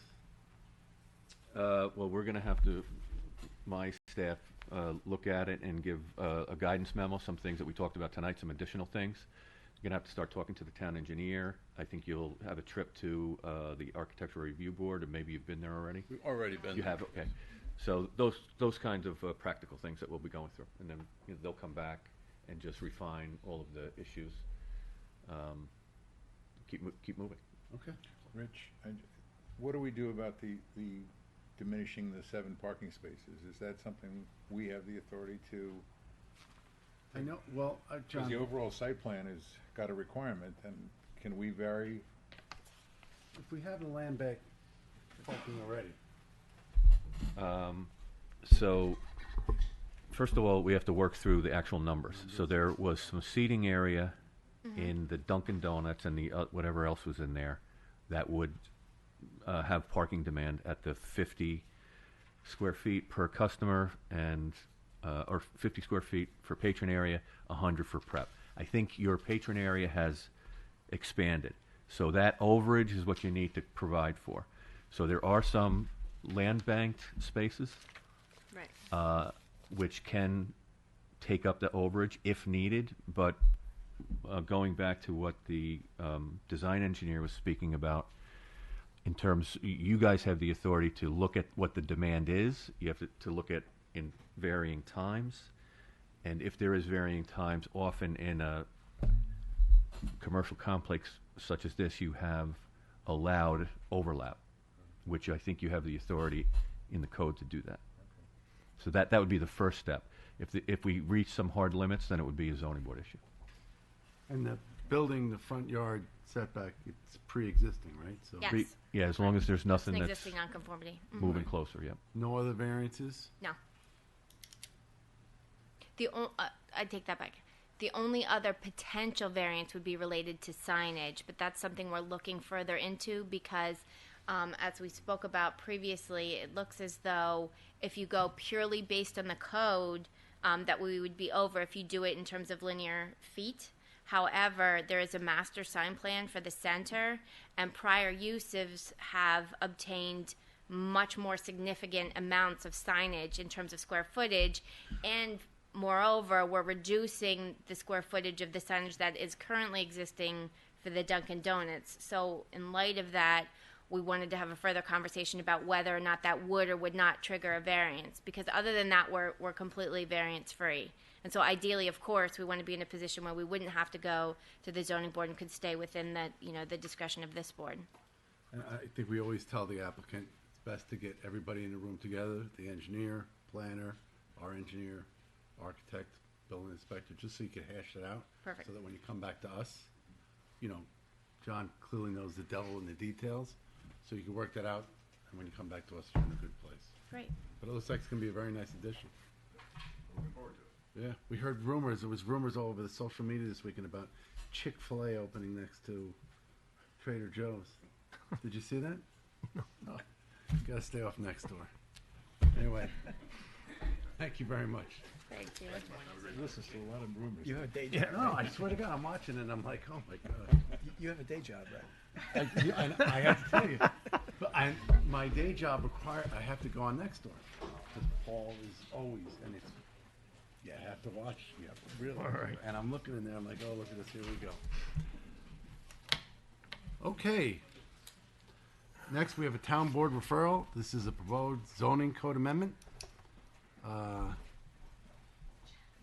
This is a proposed amendment to the zoning code to allow the Guiding Eyes for the Blind program for new kennel facility. How are you? Good. I'm still Jody Cross from Zarin and Steinmetz. David is still on vacation, and now I've just learned he might be with Cliff. So I'm here on behalf of Guiding Eyes for the Blind. With me tonight is Bill Ma from Guiding Eyes, and also Joe Rena, the site from Site Design Consultants. We're here tonight, as you said, on a referral from the town board, where we're seeking a zoning text amendment to permit non-commercial kennels in the planned interchange IN zoning district. So we were before the town board on June 12th. After receiving favorable feedback, they accepted the petition and referred it out to you for review and comment. So by way of background, who's Guiding Eyes? Probably already know that Guiding Eyes is a nonprofit organization that provides guide dogs at no cost to people with vision loss. During the pandemic, there's been a greater demand for this service, so we're pleased to be able to provide that service. Guiding Eyes is already an important member of the community. They have their headquarters located on Granite Springs Road. They intend to keep those headquarters, but they want to relocate certain aspects of the operations to this new site. Do we have the new site? I'm getting it. Okay. Somehow I lost it. So I'll just keep going. So they are the contract vendee of about a 12.23 acre property in the IN district. It's 3241 Compound Road. It's about 2 miles from the headquarters building that I mentioned previously. They are the contract vendees. It's presently owned by Temple Israel. They had secured approvals previously for a synagogue, school, event space, associated parking, accessory uses, but that synagogue was never constructed. Presently, the property is vacant. There is a small structure on the property. So Guiding Eyes is looking to redevelop the property to accommodate a training program. And part of that training program, they'll provide dogs with housing, feeding, and private vet care. They're going to have kennels, offices, veterinary care for about 200 dogs. It'll significantly reduce the number of dogs at the Granite Springs Road location. The dogs will not be for sale to the general public. The veterinary care is only for those dogs. It's not for the general public to walk in and use those services. There'll be a reduction in impacts compared to the approved synagogue in terms of traffic, water sewage demand, and site disturbance. As you can see, the property has sufficient parking for the use. It's also consistent with the comprehensive plan in that the legislative intent of the IN district is to provide an orderly development of the property, which we are providing here. But in order to facilitate this use, we need a text amendment. Right now, under code, dog kennels are permitted in various districts in the town, but not in the IN district, and the use is not defined in the zoning code. So what we're looking to do, our petition seeks to add a new use category called non-commercial dog kennels. As part of that amendment, if you have the petition, you'll see we have as Exhibit A the language that we're proposing. Just to summarize, we're looking to add a new definition for non-commercial kennels to permit them in the IN district, subject to special permit, and we are proposing various specific criteria for that permit. We are not here yet in connection with those criteria. We need to get the rezoning first. We would obviously be coming back to your board after, hopefully, the town board takes action on our application. So this is a type 1 action under SECRA. All relevant areas of environmental concern will be identified, analyzed, and, where appropriate, mitigated. And of course, if, like I said, if the rezoning is granted, as we hope it will be, we'll be back before this board with a full site plan and special permit application. So what we're asking this board to do tonight is to issue a positive recommendation on the rezoning petition, issue it back to the town so we could proceed with a public hearing there, and hopefully be back to you with an application soon to construct this building. So if you have any questions, happy to answer them.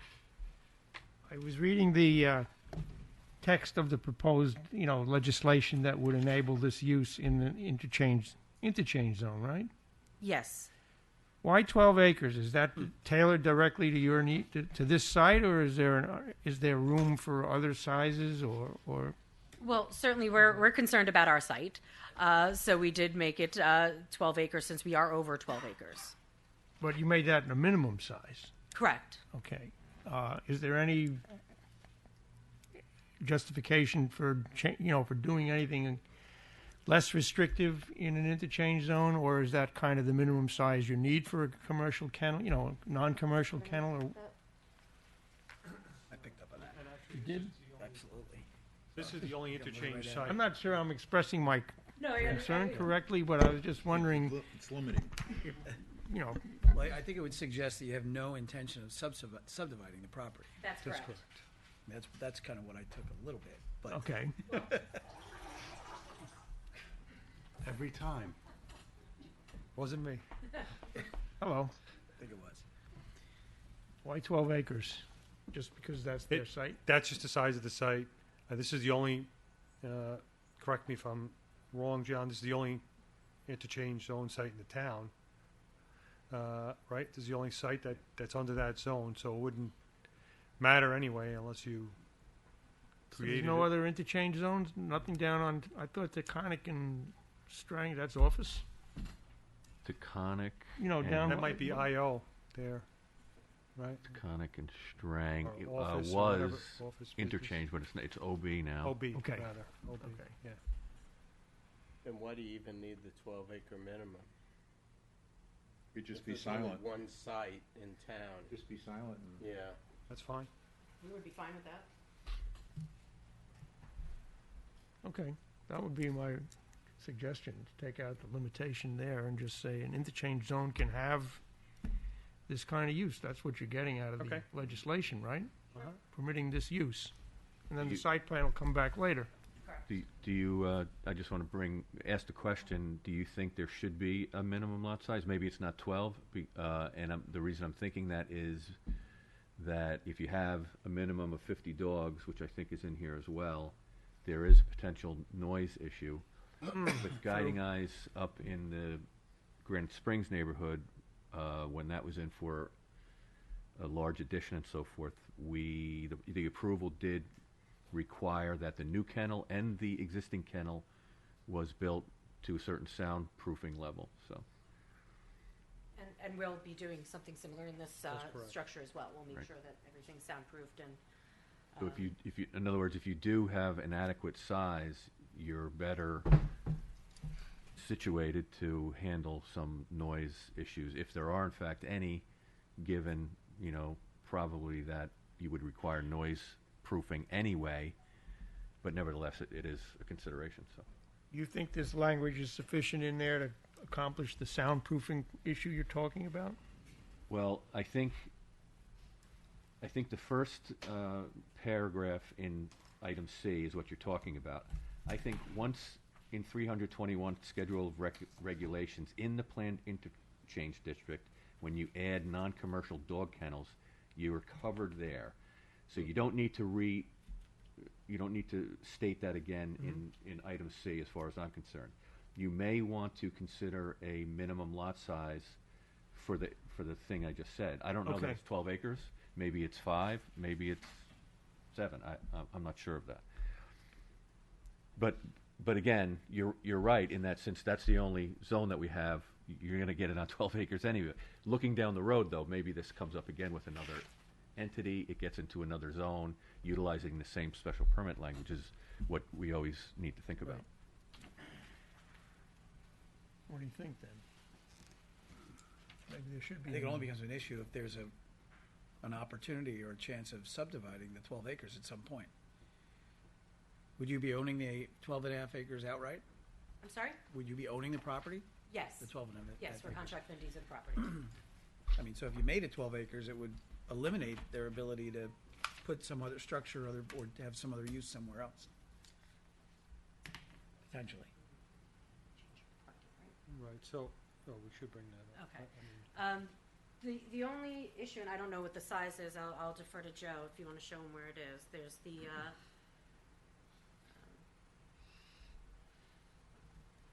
sorry, bear with us for a second. There's the sign shop that's in the corner over there. Mhm. Their parking is wholly on the property that we're talking about, not on their property. So that's a little tooth where the building is. That is a carve out of our property, but the parking's actually on our lot. So we may at some point may come to the town for a lot line change just to put their parking on their lot. Since we're a not-for-profit use, they're for-profit, I think it's a benefit to the town to have their property fully theirs. So it's something that we've talked about. I don't know if we will or will not be doing it, but I'm not sure. Would that what put So you you had- below the 12 acres? Yeah. I don't think that's. It'll bring us probably below the 12 acres. Yeah, okay. Right. So, So, you know, if you probably wanted, don't if you want want, to do a 12 right, acre minimum. right. This came up after we Yeah. submitted the petition. Yeah, It this came out is, the town board. this is something, you know, we're having raw discussion on. Right. But that's definitely a possibility that, to clean things up there, we might do a lot line change. To your point, we're not talking about subdividing the property, simply just doing a lot line change. Right. Also note that number 6 discusses that you're allowed 20 dogs per acre. So at 10 acres, that's 200 dogs you're allowed, right? And suppose you have a smaller lot, say 4 acres, that's 80 dogs. 80 dogs is a lot. Yeah. in So 4 acres. A lot of barking. right. So you may want to consider like you may want to consider upwards of 7 as a just to leave ample flexibility in tackling some of the issues that may come along with, you know, 150 to 200 dogs. That's reasonable. Yeah. Is there precedent for those numbers at all? Like the 20 dogs per acre, is that like up in Patterson where you guys have your I stuff? don't think Do that's they do based that? on any formula, right? No. I think that's just a goal that they'd like to have as far as how many dogs they want to facilitate. So that you anticipate up around 200 dogs on the site? On up here. They were anticipating somewhere around 200 some odd dogs for that site, just for future capacity planning. Our current kennels can house 160, but we're looking for future capacity. One of our concerns is noise. I think the proximity of the building to property line is a greater concern than total area necessarily. Yeah, and you You look could at- have a 12-acre site and put the building near the property line and have a big problem you with get an a- adjacent neighbor. So I think we were intending to reduce noise as one of the issues. Yeah. But we're not getting there by what we're talking about. That, we deal with that at the site plan level. No, I understand. Yeah. I'm just saying that No, I agree that's with where you. we should get to eventually. And you'd have to also think about the outdoor area that the dogs Yeah. would be in. And the topography Yeah. could affect that. And- So I think if we're limiting it to minimum of 12 acres, it's not necessarily going to bring us to the point where we're reducing noise to adjacent property owners. Right. So, I think you're right. So is the language of the text change sufficient to right. accomplish I this think concern? We're trying to get there, but we're not there I with think the language. What John's language? point is, though, that the general special permit language gives you the right to impose conditions to Right. minimize the noise. And I Okay. think, so this may be somewhat duplicative, but Mhm. unless it conflicts with the special permit language, which it didn't seem to, then I think this language is fine. I sort of agree with Bob that the 12-acre minimum is probably unnecessary. But again, you've got some residences near there, and we're going to have to come up with a way of mitigating noise impact. Certainly, early morning, late evening, like when we get home from tonight's planning board meeting, that type of late evening noise All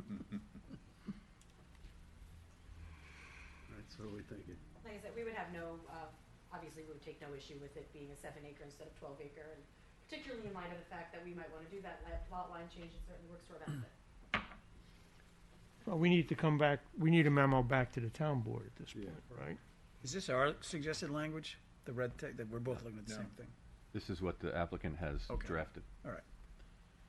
You got any thoughts, John? I completely agree that it's a setback issue. In other words, the further away you are from the noise source, the better.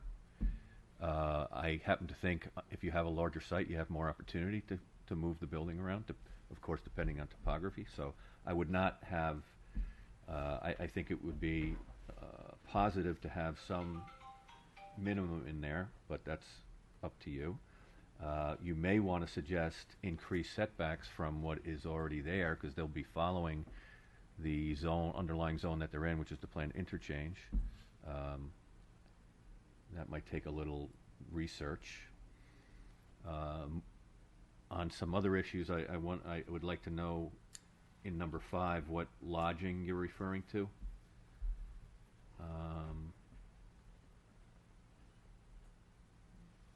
There's a parking, lodging, and drop-off areas suitable for all staff and At human or dog lodging? Yeah, would you have Dog a lodging? caretaker? Dog lodging. Dog lodging. There's no human lodging there. Are they lodging there?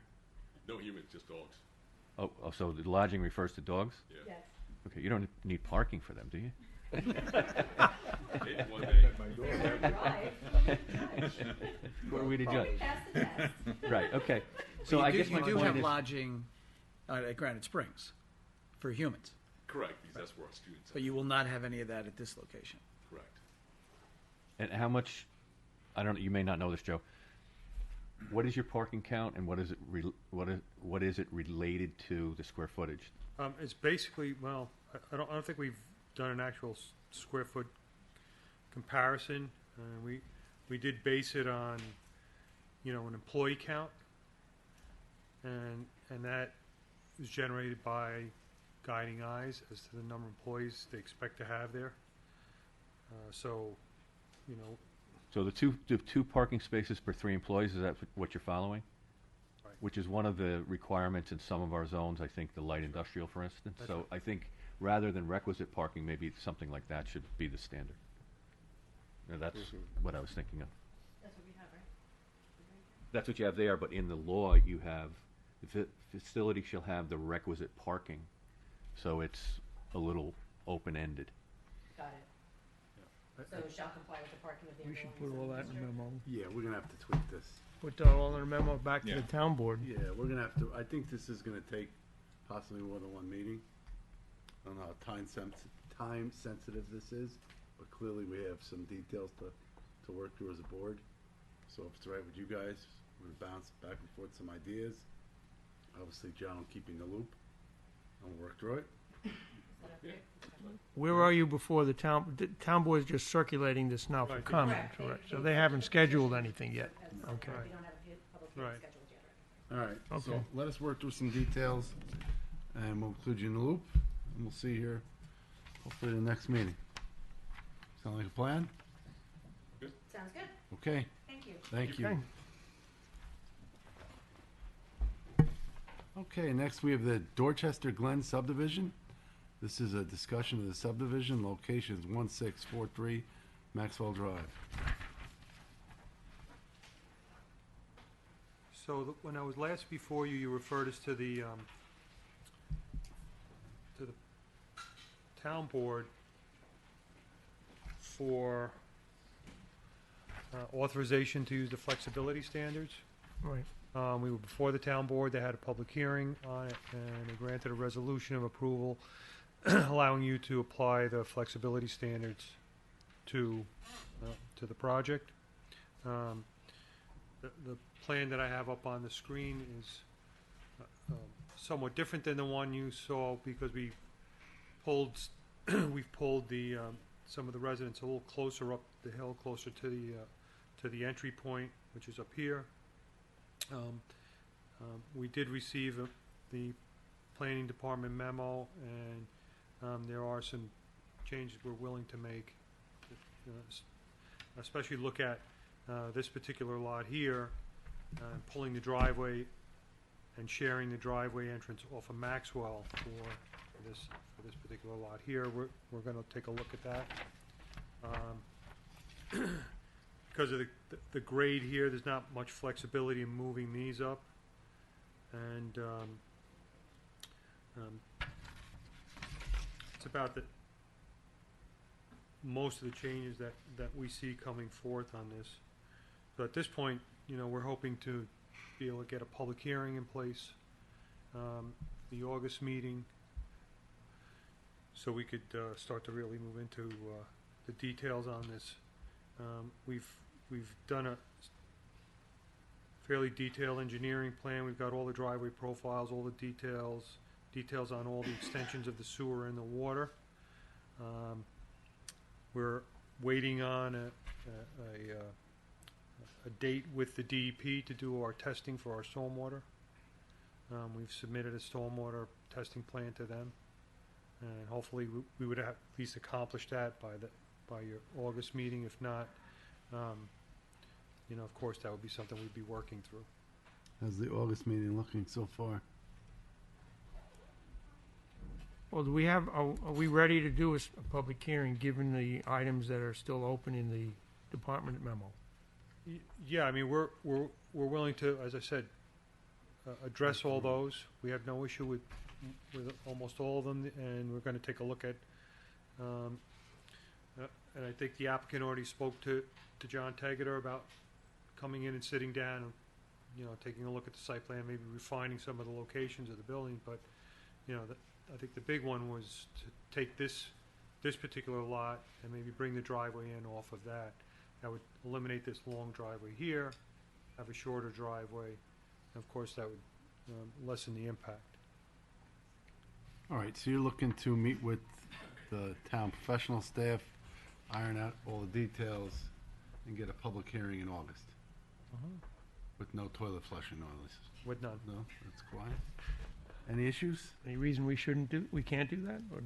I think you can. I just want to reiterate that we're going to be working together, and they just got flexibility. You just got flexibility authorization. Yeah. So my discussion with Joe and the applicant was along the lines of, now let's make, since we've really seen this plan and only this plan so far, other than the conventional layout, let's try to take a hard look at it and improve it to the spirit of what the flexibility authorization is supposed to do, which is to help the lay of the land and things like that. So the driveway's got a little longer, so I'd like to sit with Joe and see if we can bring the houses up, to what extent we can, maybe eliminate the one lot and access it from Maxwell Drive, things like that. So I just want to make sure that it's as good as it can get. I just want to make sure if we're ready to go to a public hearing, if Right. that work still has to be done by staff, Maybe we gotta wait another month? and we don't see it until the public hearing, is that the best way to proceed? I know August is one meeting. One meeting.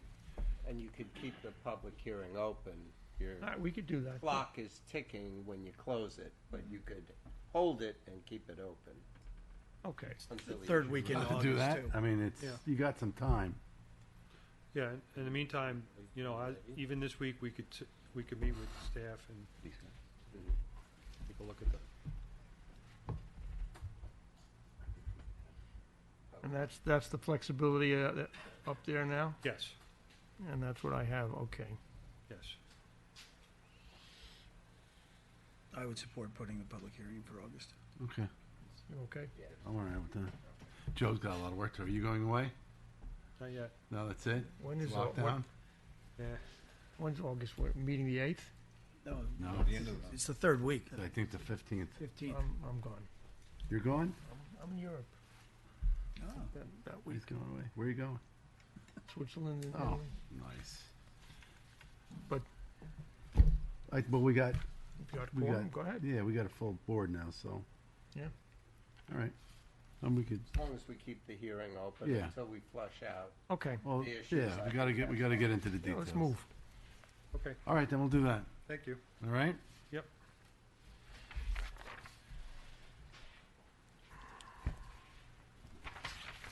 All right, next is a town board referral. This is a proposed cell tower on town property. Location is Route 6 and Hill Boulevard.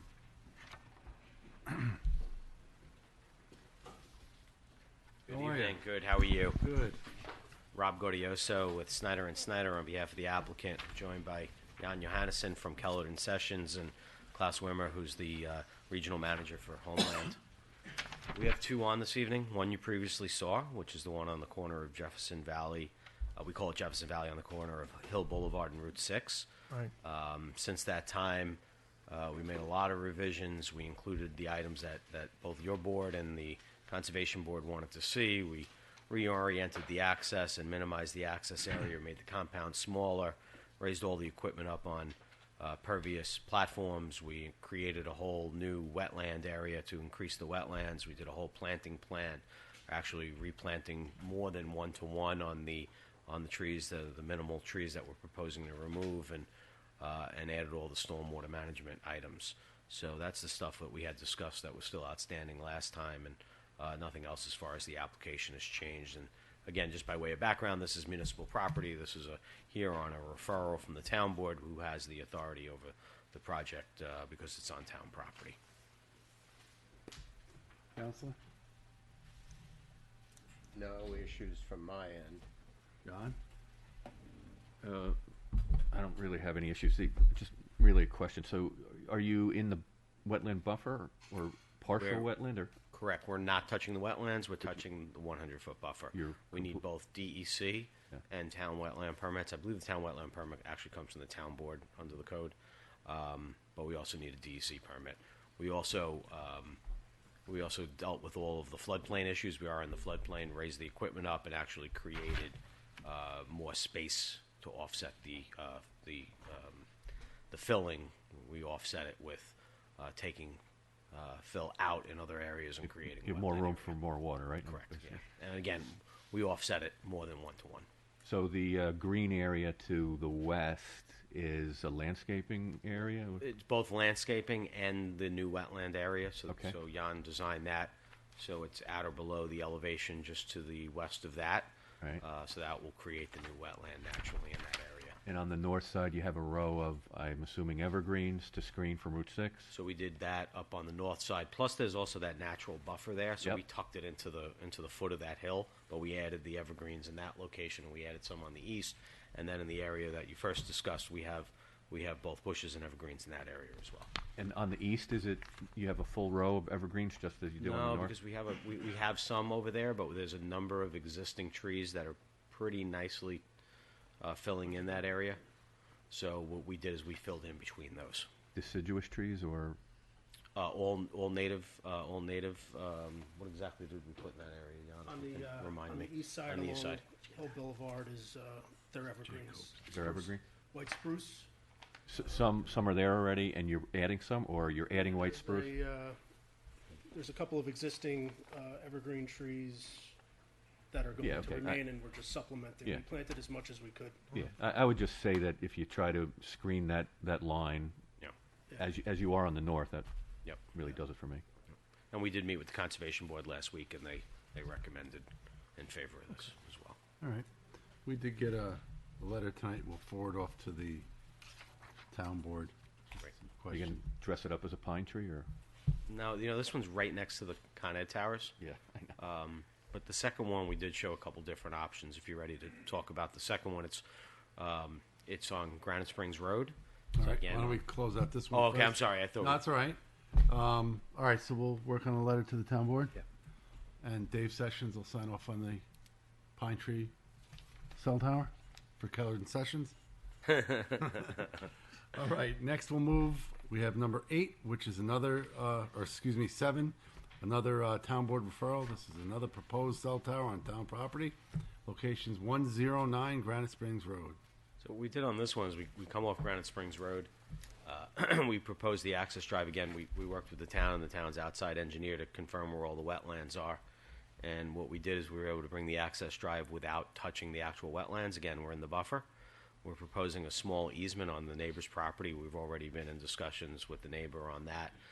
We believe we have something worked out, just pending signature. And then what we did is we pushed the facility all the way to the back part of the property. Again, staying out of the wetlands, meeting the setbacks. Again, this is town property, so this is subject to their jurisdiction. But what we did is we minimized the access drive as best we could, stayed out of the wetlands, put the facility itself again towards the back side of the property. We looked at all the different issues. We looked at the noise. We looked at the visual renderings. We did do a couple different renderings, including the tree. I still think it's not the best option here. I agree. But we showed it anyway. And we looked at different access drives. We looked at access drives possibly through Somers. That was going to be actually more impactful coming through the farm. So what we did is we came up with this plan. Now, what we haven't done on this plan yet is we haven't done the full tree remediation plan or anything like that. This is pretty heavily wooded, so this might be a better opportunity to look at something from a tree fund standpoint, but that's something that I think just needs some further study and discussion. Again, we'll require DC and town wetland permits on this one as well. All right. Any questions from the board? No. Counselor? Nothing from me. John? So you have nothing close enough to really warrant any screenings, that basically? I think what we'll probably end up doing is having something when we first come off of Granite Springs Road, particularly on that residential property line there. For the driveway? Yeah, for the driveway. That might warrant something. But what we did is we actually relocated the driveway onto that property, yep, which has its benefits in and of itself. We're still working on that. But as far as everything in the back, I don't think so. I think we'll be planting trees in the woods if we did, and there might be more value in doing something as an off-site fund. Yeah, so you're about 275 feet from your fence line to the back property of your neighbors, right? Yes. Is that roughly? Yeah, roughly. And then we meet the back setback, even though it's pretty much, vacant land back there. Okay. So we'll work on something? Great. Thank you for your time tonight. All right. Thank you. Thank you. For the hot weather. Thank you. Yeah. If I could, real quick, just, I mean, it's not on the agenda, but really something I keep hearing.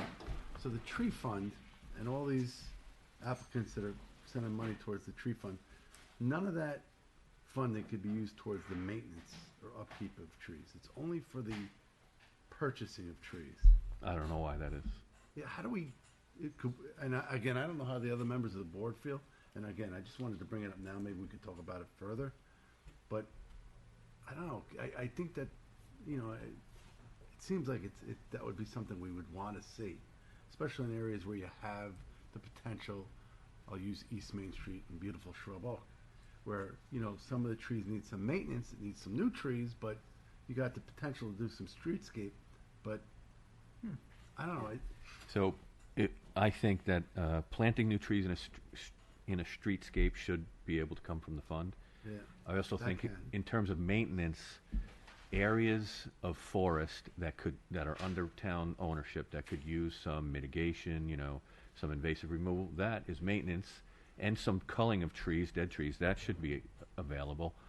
I think some people have the question is whether or not you can go up and down the roads and do tree trimming and so forth in order to prevent trees from coming down on somebody's property. That's a question mark. Like the removal of vines, I know John Yeah, Kincardo. anything to keep the health of a tree, I That- think should so that be. can be done? I don't see why it wouldn't be able to be done. I don't know of anything in the law that says it can't be done with that fund. 'Cause I brought it up a few times at different Yeah. venues, and I keep hearing it. So maybe that's something we could look into. Yeah, All right. absolutely. All right. Sorry, we got off track a little bit. Okay, next we have a zoning board referral, and I'm going to mispronounce this name, Marscochi. Thank you. Pretty good. And I apologize. This is EBA number 37-22 and 38/22. Locations 1225 White Hill Road. How are you? Good evening. Good. I'm Myra, and this is Ken Marsoci. We own Shades of Green, which is an organic garden design and maintenance company, and we also operate it. We've been living in Crampond on the Cortland side for the last 18 years. So we just purchased this land from the Church of the Nazarene last September, October. And it was a community garden. We are converting it into what we call Anther Farm. Anther is part of the flower where pollen grows, and we are making it a cut flower farm. We're also dedicating space for pollinator habitat. We grow flowers without any chemicals. There's no herbicides, there's no pesticides, there's no fungicides. So we are very interested in not only our impact, but the impact our flowers are having on the community. We opened up what we called the Flower House in Mohegan Lake 2 years ago when the pandemic hit, as a response to how do we stay a little bit closer to home for our incoming sixth grader. And just so happened everybody was interested in locally grown flowers, seasonal flowers that we could appreciate for what we have in this area. Supply chain also got totally disrupted for the floral industry, so we were really filling a need and a niche in many ways beyond what we could have imagined. And then this property came up for sale, so it's kind of a gem for a grower, because originally it was a ball field, then it was a community garden for 7 years, and now it's a flower farm. So we're applying for special use, I guess, forgive me if my words are not quite right, but for farming in a residential area. And that's why we're referred to you. Okay. Any concerns? No, I have no concerns, and I certainly think the zoning board should proceed favorably on this. Seems like a very nice. I think there is an issue with the Conservation Board's latest memo to you. I'm not sure that the rest of the board is privy to that. I don't know if it's an issue, but they want to check the wetlands, because that back, sort of the boot part of the property is wetlands. And we have had a study done about where the, various delineations of wetlands and what can be done on it, and Ken can expand on that a little bit more.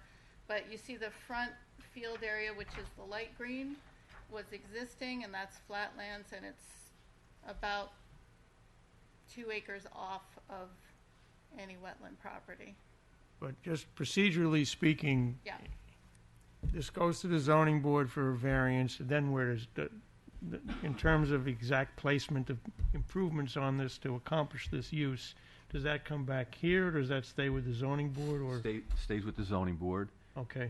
If you have particular concerns, you could request that you work on a site plan with them, and then send your site plan with its positive recommendation back to the zoning board. You can request that. I'm not sure we need to do that at this point. I'm just questioning, in my own mind, what's the next step after this? So it comes back with our recommendation, goes to the zoning board on Thursday, then they deal with the whole thing, right? That's right. Okay. Any issues, John? No, I don't have any issues. I haven't looked at the compliance with the regulations yet in terms of the setbacks and everything, but as far as the use here and what they're doing, no, I don't have any issue with it. It seems like it'd be very nice. Great. Yes. Yeah. We think That's so what we're too. hoping, yeah. There is the part of the town code that allows for farm use on residential property, and we fit all the criteria as far as I've been able to interpret, and through various meetings, the overall acreage, the setbacks, the square footage of the buildings and the greenhouse and things of that nature, so. All right. So I think we're all on the same page. Yeah. Just one question though. So the Church of the Nazarene still owns the church, No. but who owns another religious group? Another religious Okay. group, Seventh-day Adventists, Yeah. I Okay. believe. So do you have a driveway into here and a little parking area to? We do. Do you see the dark green up by White Hill Road? So there's an entry. The civil engineer was talking about angled parking and counterclockwise rotation. That's actually what we've done, but we just have a little gravel entry, and it's just over mulch right now, and then there's an exit on the Mohansick side. Okay. So that's how parking is. And how many So cars will it service, do you think, roughly? I think 10 you know, comfortably. Right now, the max we've had is 8. We have 3 vehicles for the company, and then seasonal employees. So we've never had 10 employees. So, you know, I think 8 is probably normal. Okay.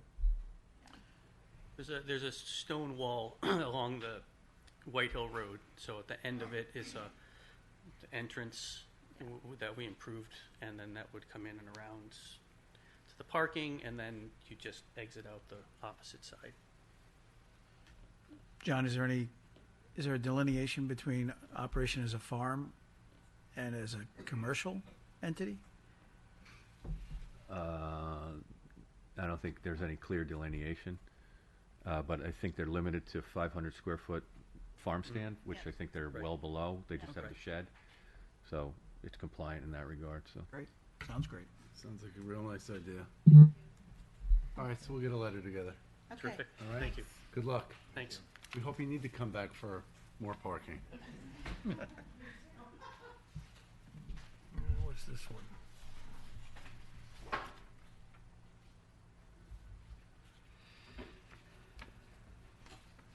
All right. Next we have, this is this one.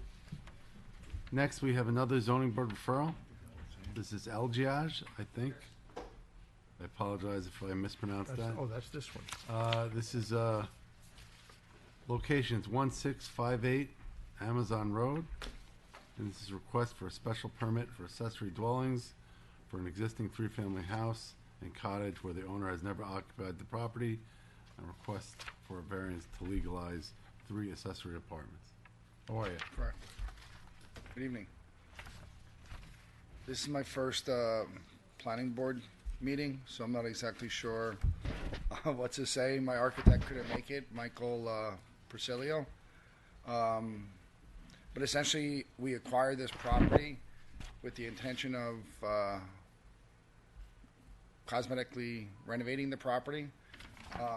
Unfortunately, we closed the week COVID hit, and the property was in disrepair for many, many years. And essentially what we wanted to do was bring it up to code. So this way the property would reflect what we interpreted as pre-existing and non-conforming for the past 60, 70 years. So essentially what you have is 3 units in the main house and a separate detached cottage and a separate detached garage. And you're at the ZBA when? Thursday. All right, I'm gonna be honest with you. This is something that I would really like to take a look at out in the field, before moving on it. Yep. I think there's gonna be a lot of questions we have on it. want me to request more time? Can you request more time when we set up a site visit? Sure. Would that be right? Of course. Okay. It's an oversized lot. It's over 1.3 something acres, I want to say. Yeah. Has 3 separate driveways, 2 driveways that wrap around the corner, and 1 driveway that cuts into Amazon Road. So historically and traditionally speaking, I think that the property's use has been there for quite some time and was never recorded properly, which Yep. is the intention of why we purchased the property in order to make those necessary improvements. Okay. All right, so we're gonna request from the ZBA an extension, and we'll set up a site visit where we meet you on site and kind of walk through the property. This is R140? Yeah. Okay. All right? Yeah, and also, we legally, I want to ensure that we're aware that when we submitted our building application permits, we also received the upgraded electrical permits for the 4 meters in that particular structure for the 3 units and a landlord's meter as well. So that was approved by the building department. We didn't need architectural plans because there was no increase in square footage. It was purely cosmetic in nature. We also received our spray foam installation certificate. And this has been a very long, drawn-out process in the sense that it was all happening during like the COVID era. So we had vacancies and folks that weren't paying, and eventually now we have the property fully vacated. And you're looking to go in there and clean it up? I mean, it's been at a standstill for several months now, but it's not looking any better. There's growth, vegetation.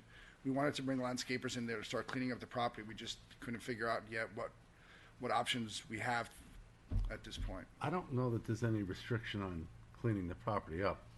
I think the issue is, we've been asked by ZBA, basically you're gonna be trying to legalize what's there, Correct. right? Correct, sir. So, again, when we see something like this, and there's obviously this history, or something like this, we go out and we do a site visit, Sure. just to get eyes on. Absolutely. But to clean up the property. It's almost a requirement to maintain it. Yeah, I mean, that's a state building code. The maintenance code requires it. So, I mean, if you wanted to talk to the building inspector and get in there and clean up, I don't Yeah, think there's any. I'm more than happy to do that. There's multiple septic tanks also. We also have the ability to tie into the main sewer line, which we haven't done, but we also pay taxes for. So, we're fully prepared and ready to do whatever we need to bring the property up to code, and it's a beautiful corner lot. It's been, unfortunately, it's been in disrepair for quite some time. All right. Just So, a quick question: Is the original structure, was it originally built as a single-family home? So that's a great question. So when you look at the actual assessment card, we don't know what the actual single-family structure originally was, whether it was the cottage or the actual main house. But part of our due diligence at the time was that the assessment record shows that there's multiple apartments in the main house, in addition to the cottage being rented out. So based on that, we assumed or made an assumption that the code or the filings that were either predated for C of O. I'm sorry if I'm shaking, I'm freezing here. It's really cold. Nancy is I believe that it was just poor record keeping more than anything else, and that the proper paperwork was never filed. But when you look through some of the documents, you could see where some of the additions were. By the way, there were no additions that we made. It's purely cosmetic. Yeah. So there's no add-ons. We're not adding any additional floors. It's basically just cleaning up the property at this point. when was the original house built? We don't even know, actually. I want to say 30s, 40s. Okay. Some of these records that we have go back to the 50s and 60s, and it's really convoluted in that particular sense. But again, for full disclosure and full transparency, there was nothing that we did or intend on doing that is going to change the actual structure in itself. I got it. It's just when we make a decision or act on something like this, we want to make sure we have, all the information. Of course. So I know it's been going on a while. Mm-hmm. And you hit it during the COVID, which is unfortunate, but just give us the opportunity. I would love to. I think if you had a chance to see what I envision, it's gonna really spruce up the entire corner. It's a major corner because the lot it's so oversized. All right, we'll be on site with you. Absolutely. Is there anything I need to do in terms of timing or scheduling? You just got to get in touch with our office, give us your contact information. With the planning office? Yeah, and we'll tell you when they're scheduled to go out. And you're yes, and you're John. So I believe Michael is going to call you tomorrow. Okay. Okay. Perfect. Yep. All right. Thank you, gentlemen. Have a great night. Thank you for waiting in the freezing room. So I think it's beautiful in here. Me too. Huh? Go outside. Take one step It's like a outside, sauna. you're thankful for this. We can go outside. Awesome. Okay, next on the agenda is the Underhill Farm. This is a discussion of an expanded EAF. Location is 370 Underhill Avenue. How are you? Glad to see you guys here this time. Yeah, I guess we could put that up. Yeah? Or Joe's got to do it. You gonna be all right?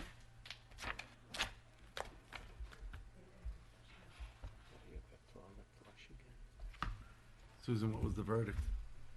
Was it on or off? It was off, but I feel better. See? It was just bothering me. Yeah, I could understand that. I think it's nice. It's a good idea. Thanks for asking, Rich. Yep. Glad everything's all right. Town cooling center. Paul went online and announced that our library was a cooling center. The librarian had some things to say about that. Oh, Welcome to sure. the Cool. It's brutal out there. It's been.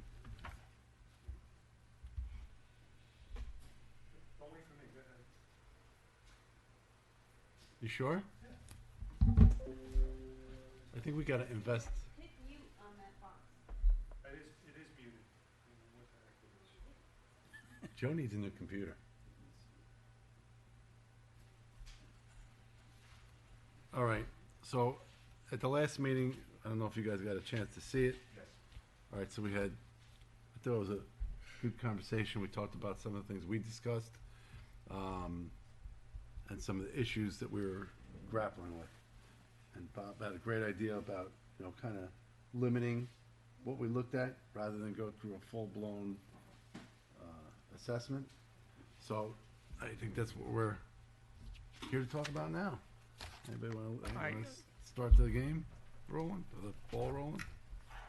I saw the summary of the issues that the department prepared in terms of an expanded draft outline that before us for discussion tonight. One of the reasons why I supported the suggestion that we not do a positive declaration at this point and proceed to an environmental impact statement was in the hopes that we would be able to flush out and discuss the issues essentially in the same level of detail as we would using that procedure, but without going through that formal procedure. Okay. I'm not sure that if this is a starting point for us, the outline that I see is just that. And I think it needs more detail and more defined scope in order for me to say, yes, I still support that course of conduct in reviewing this application.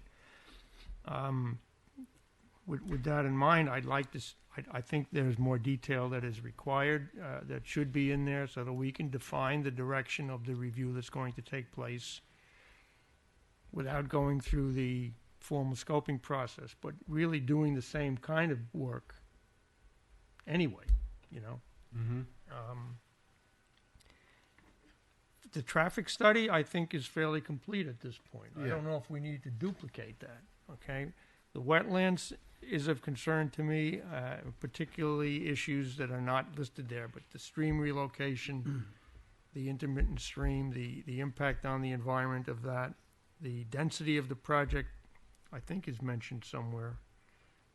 Overall, we talked briefly about changing the density or rearranging some of the buildings to accomplish a change in the density along Underhill. All of these impacts need to be considered. The history of the site needs to be considered. The impact on housing in Yorktown, both for senior citizens and for young people, needs to be addressed, and to make sure we've got the right mix. I always like this concept of having, commercial and residential together. I would like to see more connection between the other areas in the district that we may not have. I was disappointed when we were told that we can't do anything along the western side of 118. And I'm hoping that there might be other avenues we can still pursue to get something there that would provide for a better connection to the rest of the downtown. If we can address these issues in this manner, I'm all in favor of doing it. If we have better tools by adopting a positive declaration, then I would say maybe we should use those tools, and again, limiting the duplication of effort, because I think that's an expense I don't want to see on any applicant. They did a lot of work to date. We should build upon that and not just assume it didn't happen. But those are some of the thoughts I have, when presented with this list. And I gotta tell, as I look through the list, things that I think I've seen vetted enough. One is the traffic. I don't know that there's any real issues with stormwater. I know that anything's out there could be designed, so I don't see that being on here. The tree issue. I think we've heard long enough through the historical, and this was a farm, and the trees are not old growth trees outside of what's up front. What that does lend is the views and the renderings. And I think the applicant has shown that the front view shed is going to remain and kind of go back to what was. So I think even that is really been dealt with. The density and what we've spoken about, maybe pulling some of those buildings out of the wetland area, which is something that I think really does need to get looked at, because it sounds like there's some confusion of whether these wetlands were naturally existing or created. So, and I know from the neighboring road, there was certainly concerns about what they were gonna be looking at. So the land use and zoning, that's something we should look at. I think the views, clearly from one angle, we should be looking at. Cultural resources, I thought the homework that was done on the historical end, outside of the buildings that have been altered to a point where they might not be, you know better than anybody, but that stuff, I don't know if that's at a level we're comfortable with. I mean, what I saw from the presentation made me feel comfortable, especially with the restoration of the old home. I do know that the fiscal and socio-economic impacts, there were some holes in that I think we needed to clean up. I remember when John Flynn came up here, he kind of asked a bunch of questions that really should get looked at. And the biggest one out of all of them, Joe, I'm sorry, was the toilet. The water and sewer. That's one I don't think we can get past. I think that's, if anything on there is a real impact to, the town, it would be the infrastructure. So I think that might be the first one we really got to get a handle on. Because if that doesn't work, then the rest of it is kind of done. So I think when I look at this list, I see, and this is just my own opinion, number one is the utility, right? That's a game changer. We have to know we have the capability of handling that. Number two would be the fiscal and socioeconomic, to see what's there. The land use would be 3. 4 is the wetlands. We'd have to work that out. 5 would be the views from the neighboring. Those are my big concerns. But I think, again, if we don't look at not the water end, but the sewer end, I think we got, if you don't have the capacity to handle the sewer, that's a game changer. So I don't know, that would be my list as I go through. I don't know what the rest of the board's thinking. My comments don't diminish what you just said. I'm in agreement with what you said. I just wanted to clarify a couple of things. One is the traffic improvements. I think there should be a correlation between when the traffic improvements are made and the occupancy of units. In other words, there should be some limiting as to the number of units occupied if a traffic improvement is not in place at the time those are going to be occupied. So that the applicant can understand that if he's going to phase in some of those improvements, he does so knowing that we're not going to allow the project to be fully occupied before those improvements are in place.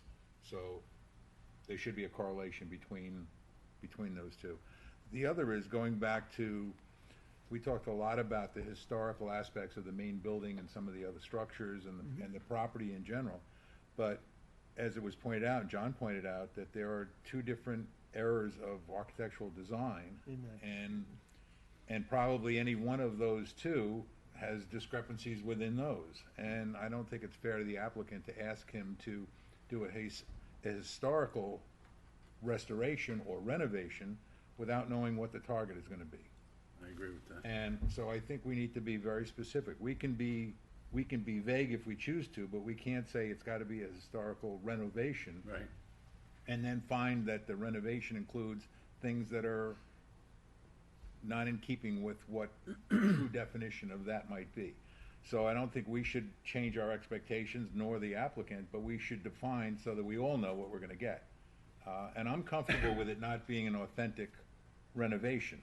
It can be a pseudo restoration that it's going to give us the character of that era, but not to the level of detail that one might look for in a total restoration. And I think So- the applicant was clear about that. What's that, I'm sorry? You can restore both historic. Yeah, there's a sides of difference that between building. renovating and restoring. Exactly.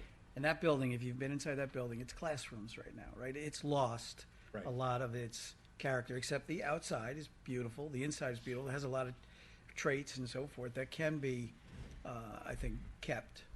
So if the word restoration gets put into any of our language, the applicant is gonna, Mm.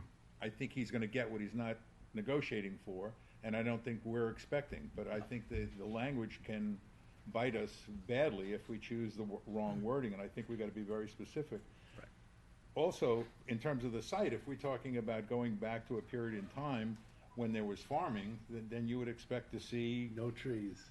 no That's trees. it.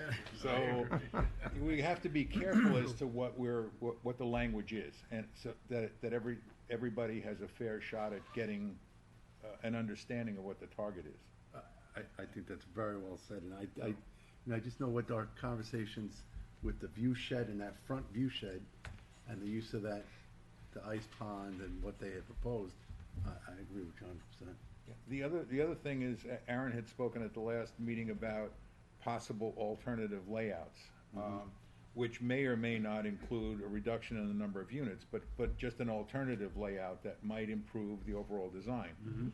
I'd like to see, I haven't seen any of that, so I would like to see something that might suggest that maybe we come back to what we have now, but I haven't seen any other possibility.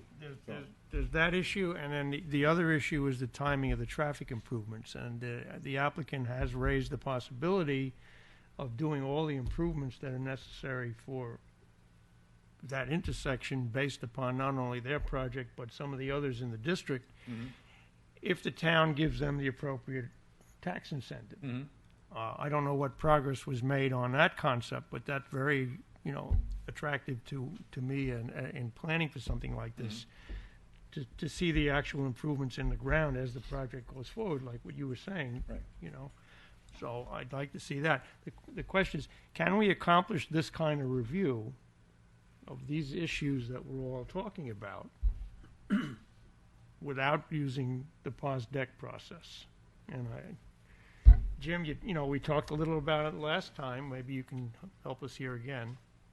Well, I spoke my mind pretty bluntly last time, so Yes. largely I'll stick with that. But,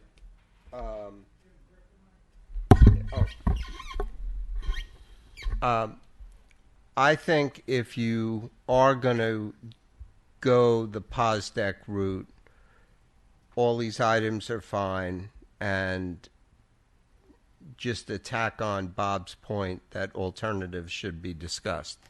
If you're not going to go the pause deck route and are going to go with an expanded EAF, I would still recommend adding alternatives to the project, because that will give you the best look at what will be done here. I was giving this application some thought, and one of the issues I have with this, and this is why this application has to be treated so uniquely, many of the strip malls that the town has approved over the years can come and go. They can be demolished and replaced with something else, and people drive by and they won't even notice. This, whatever you do here, is it's permanent. If you build housing there, people are going to live there. If you restore that house, that's going to be there forever. So it's really important to get this right. So whether you do an EIS or not, my feeling is it's still going to require the same amount of work by the applicant and the same amount of review by the board. I don't know why that makes this unique. That's the way we approach every project. We have to, whether it's a development or a subdivision. I mean, we seem to be putting a spotlight on this. I recognize it's high profile. It's very visible. It's here. It's an incredibly exciting project for Yorktown in so many different ways. It's a project where we should do our job, which is what this is. This is how we do our job on every project, all 10 of these items. No, I'm not suggesting that you don't do that. I'm just saying that if you make a mistake in a strip mall, most likely that mistake's going to be internalized to the strip mall, and it's not going to really affect anybody outside of that. A decision here could have impacts that last forever and are going to affect other people. And so that's what my comment was geared towards. And I agree with Rob. I think even the application before, we had this old property which was bought up, and who knows what was out there before. And, I think any application, you got to do your homework. I think this, like you said, this is unique because it's been all over the papers and it's been very high profile, like you said. But it is another project in town. And it's got some very, unique attributes in relative to the senior center, which needs to be taken into account, other things like that. But it's no different than what we need to do on every single project, large or small, in my mind. I'd like to hear what the applicant might say in response to what we're suggesting we do. If I could just add one other thing, and I'm sure everybody here, Jim, I think you said once, if we go the EIS route, if something is not in there, once you get to that point, you can't add things. No, I don't. I think that's a little bit of an overstatement. I think if an issue comes up, and it's a potentially significant environmental issue, it has to be addressed. Even if it's this, and this is one of the things that applicants frequently complain about, is the scope creep, if you will. Yeah. Where things come up and all of a sudden it's like, oh, Jesus, now I got to address this. But that is the case, and it's not going to change whether you do an EIS or an EAF. Either way, if an issue comes up, you have to study it, you have to take a hard look at it, and you have to make a determination. This application, unlike most, this application has a lot of issues that are clashing. Like Bob said, you've got people want this restored to the original farm look. Well, that means the trees wouldn't be there. People want the historic buildings preserved, and we had a I thought, pretty impactful study by the applicant saying that some of these buildings have no historic value. Just on that issue, the cultural resources, I would really like to see the applicant work more with the state to have the state back off what I thought was kind of a knee-jerk reaction that, well, this building should be preserved because it's old. I don't know if that really makes sense. I'd like to see the applicant work with the state and see if the state would say, all right, some of the buildings are not appropriate, but some should be preserved and, if possible, reused. just thinking out loud, I think, especially in the beginning, anything we've kind of voiced as a concern to the applicant, in particular traffic, I think they really grabbed the bull by the horns and ran with it and have come up with real solutions to a problem that goes past their development, more towards the development of future Yorktown in there. And I think we saw that over the last weekend with Trader Joe's opening, right? And the sky didn't fall. And I think, if I'm not mistaken, that run, I think they spent about $3 million in traffic improvements out on the site. I think it was around there. Originally it was $2 million, but it probably did creep up to about that. I mean, there was other work done, but it just, when you get the right plan in place, things work. And I think what they showed with Dr. Greeley, again, a lifelong resident of the town, with the fix there that potentially will allow future development to come in, the town would have to work with the applicant, but I think that's a real substantial win. These other things, I honestly believe what they've shown so far, that we could work with them without going the environmental impact route.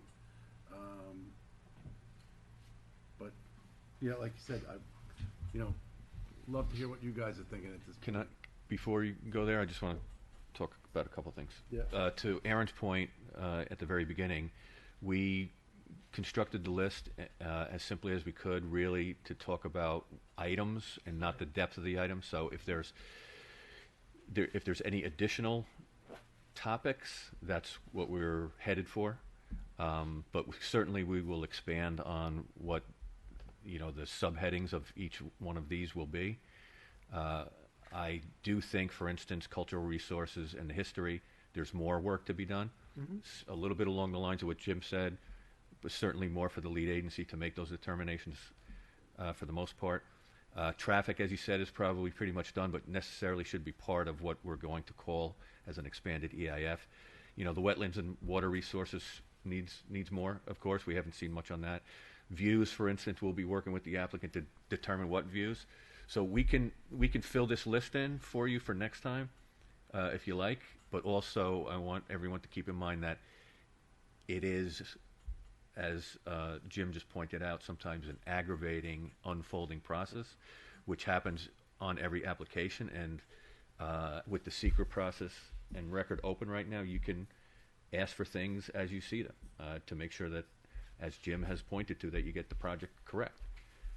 So again, this list is to figure out the broad topics, and we will hone in on them presently after you select those.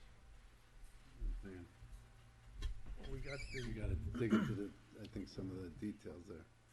There is some We do have a correspondence more in detailed list. our book, which takes some of those lists and adds some details, which I think is good for us to look at as well. Yeah, we do have we have more details. Right. Yeah, you have a lot of details already. Right. For sure. For instance, there are alternatives in the alternative analysis, but certainly the alternatives that you're talking about, like modifying plans or doing different things, you can ask for that, of course. So if you want to actually give a list of types of alternatives, for instance, show me, single family subdivision, you can select those as well. I don't know that you want to do that. I don't know if I'm not that's sure. necessary. No. But so alternatives right now, I think should be part of what you're studying, and they can be part of this list. I don't know that they should be so specifically called out as you would in at the beginning of an EIS. And I don't think we want to have someone do something just for the sake of something we know is not going to. But things like when I think you brought up the idea of maybe moving to the buildings and adding them into another location, those are real potential fixes. And I think those are the things we won't want to hash out with the applicant.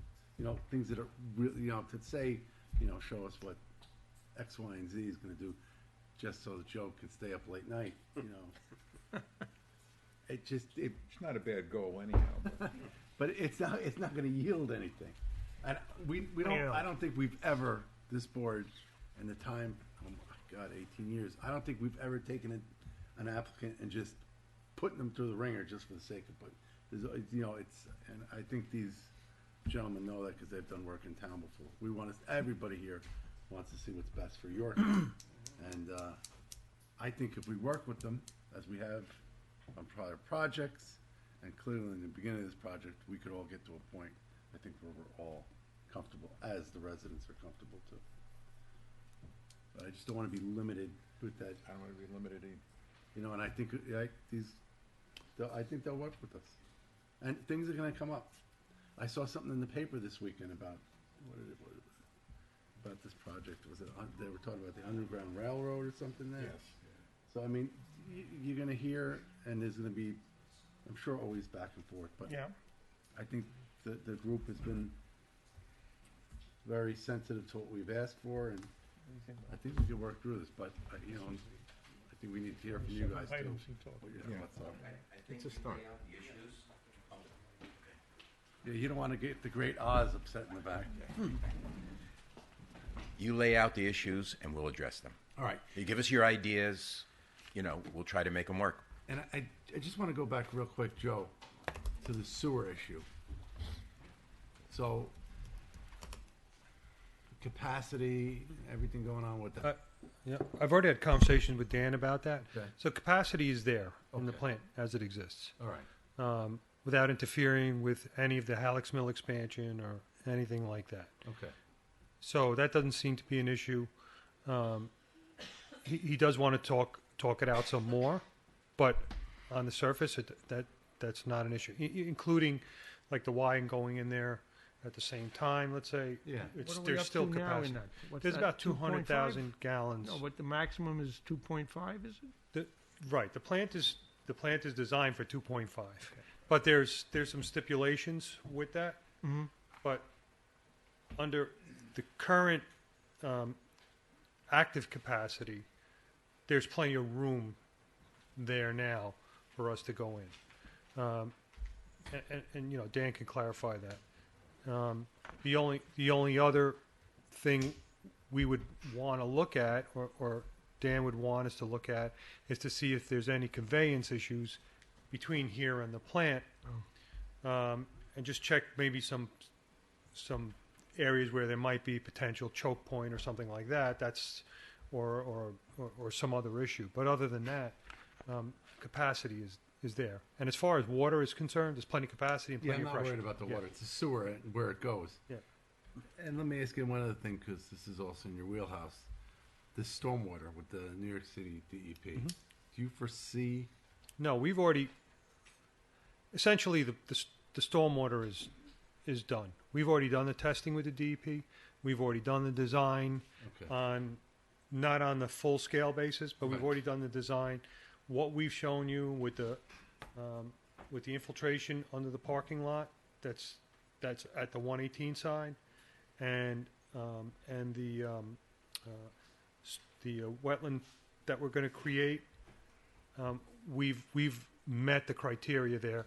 Then it's just, you know, punching things out with the DEP, you know, all the details on that stuff. And, you know, I think what like the concerns is, you know, as we've seen in the past, we approve something.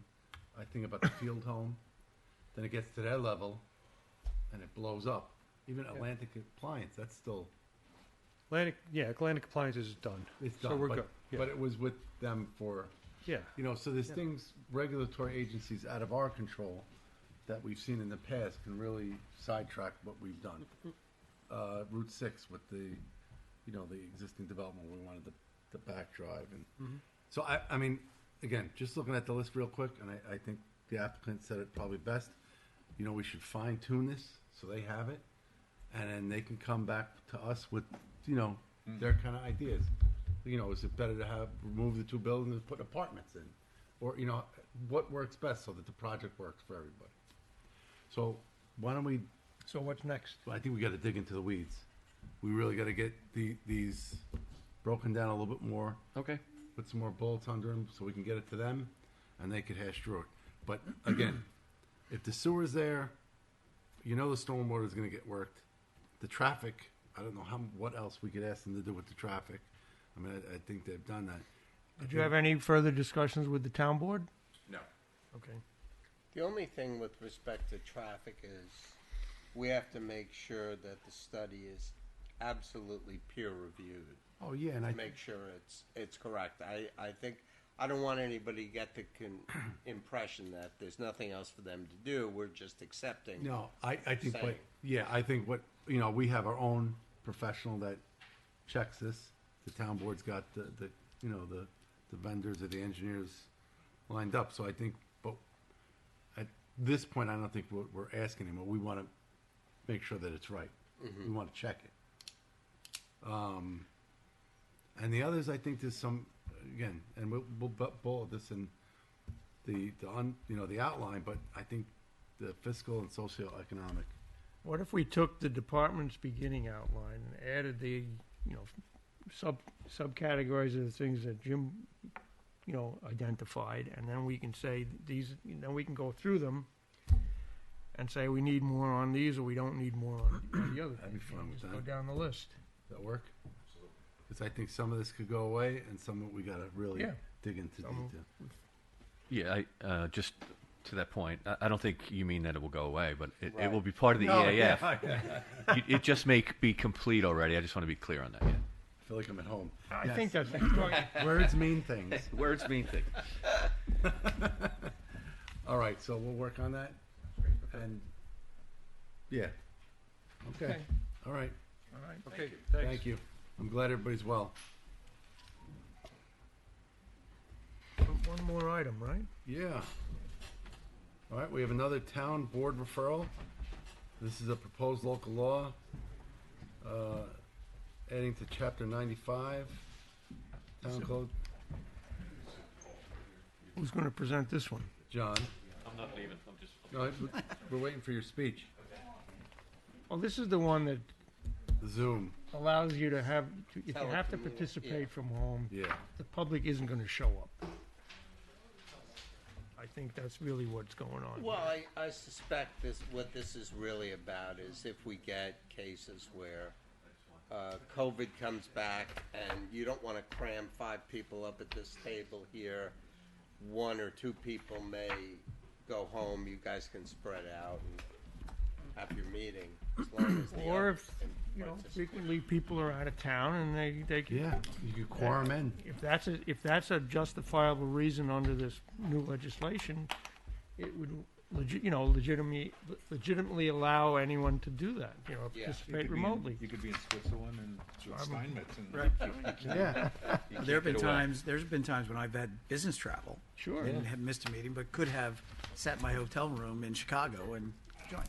Yeah, you did that. Yeah. So is that what we're talking about? Yeah, Is making Yeah. that That's what they're talking about. bringing us into 2022? Yeah. That's more or less it. We could get cutouts. Yes. No, but the old law said that if you were in your hotel room, then, people could come in and watch the meeting where you were. Right. And so they got rid of that, and now the town can enable participation without that requirement. So So much has changed over the last few years. I have no problem with this. Yeah. No planning objections? No. All right, do I have a motion to adjourn the meeting? So moved. All right, all's in favor? Aye. Are we off, Tom?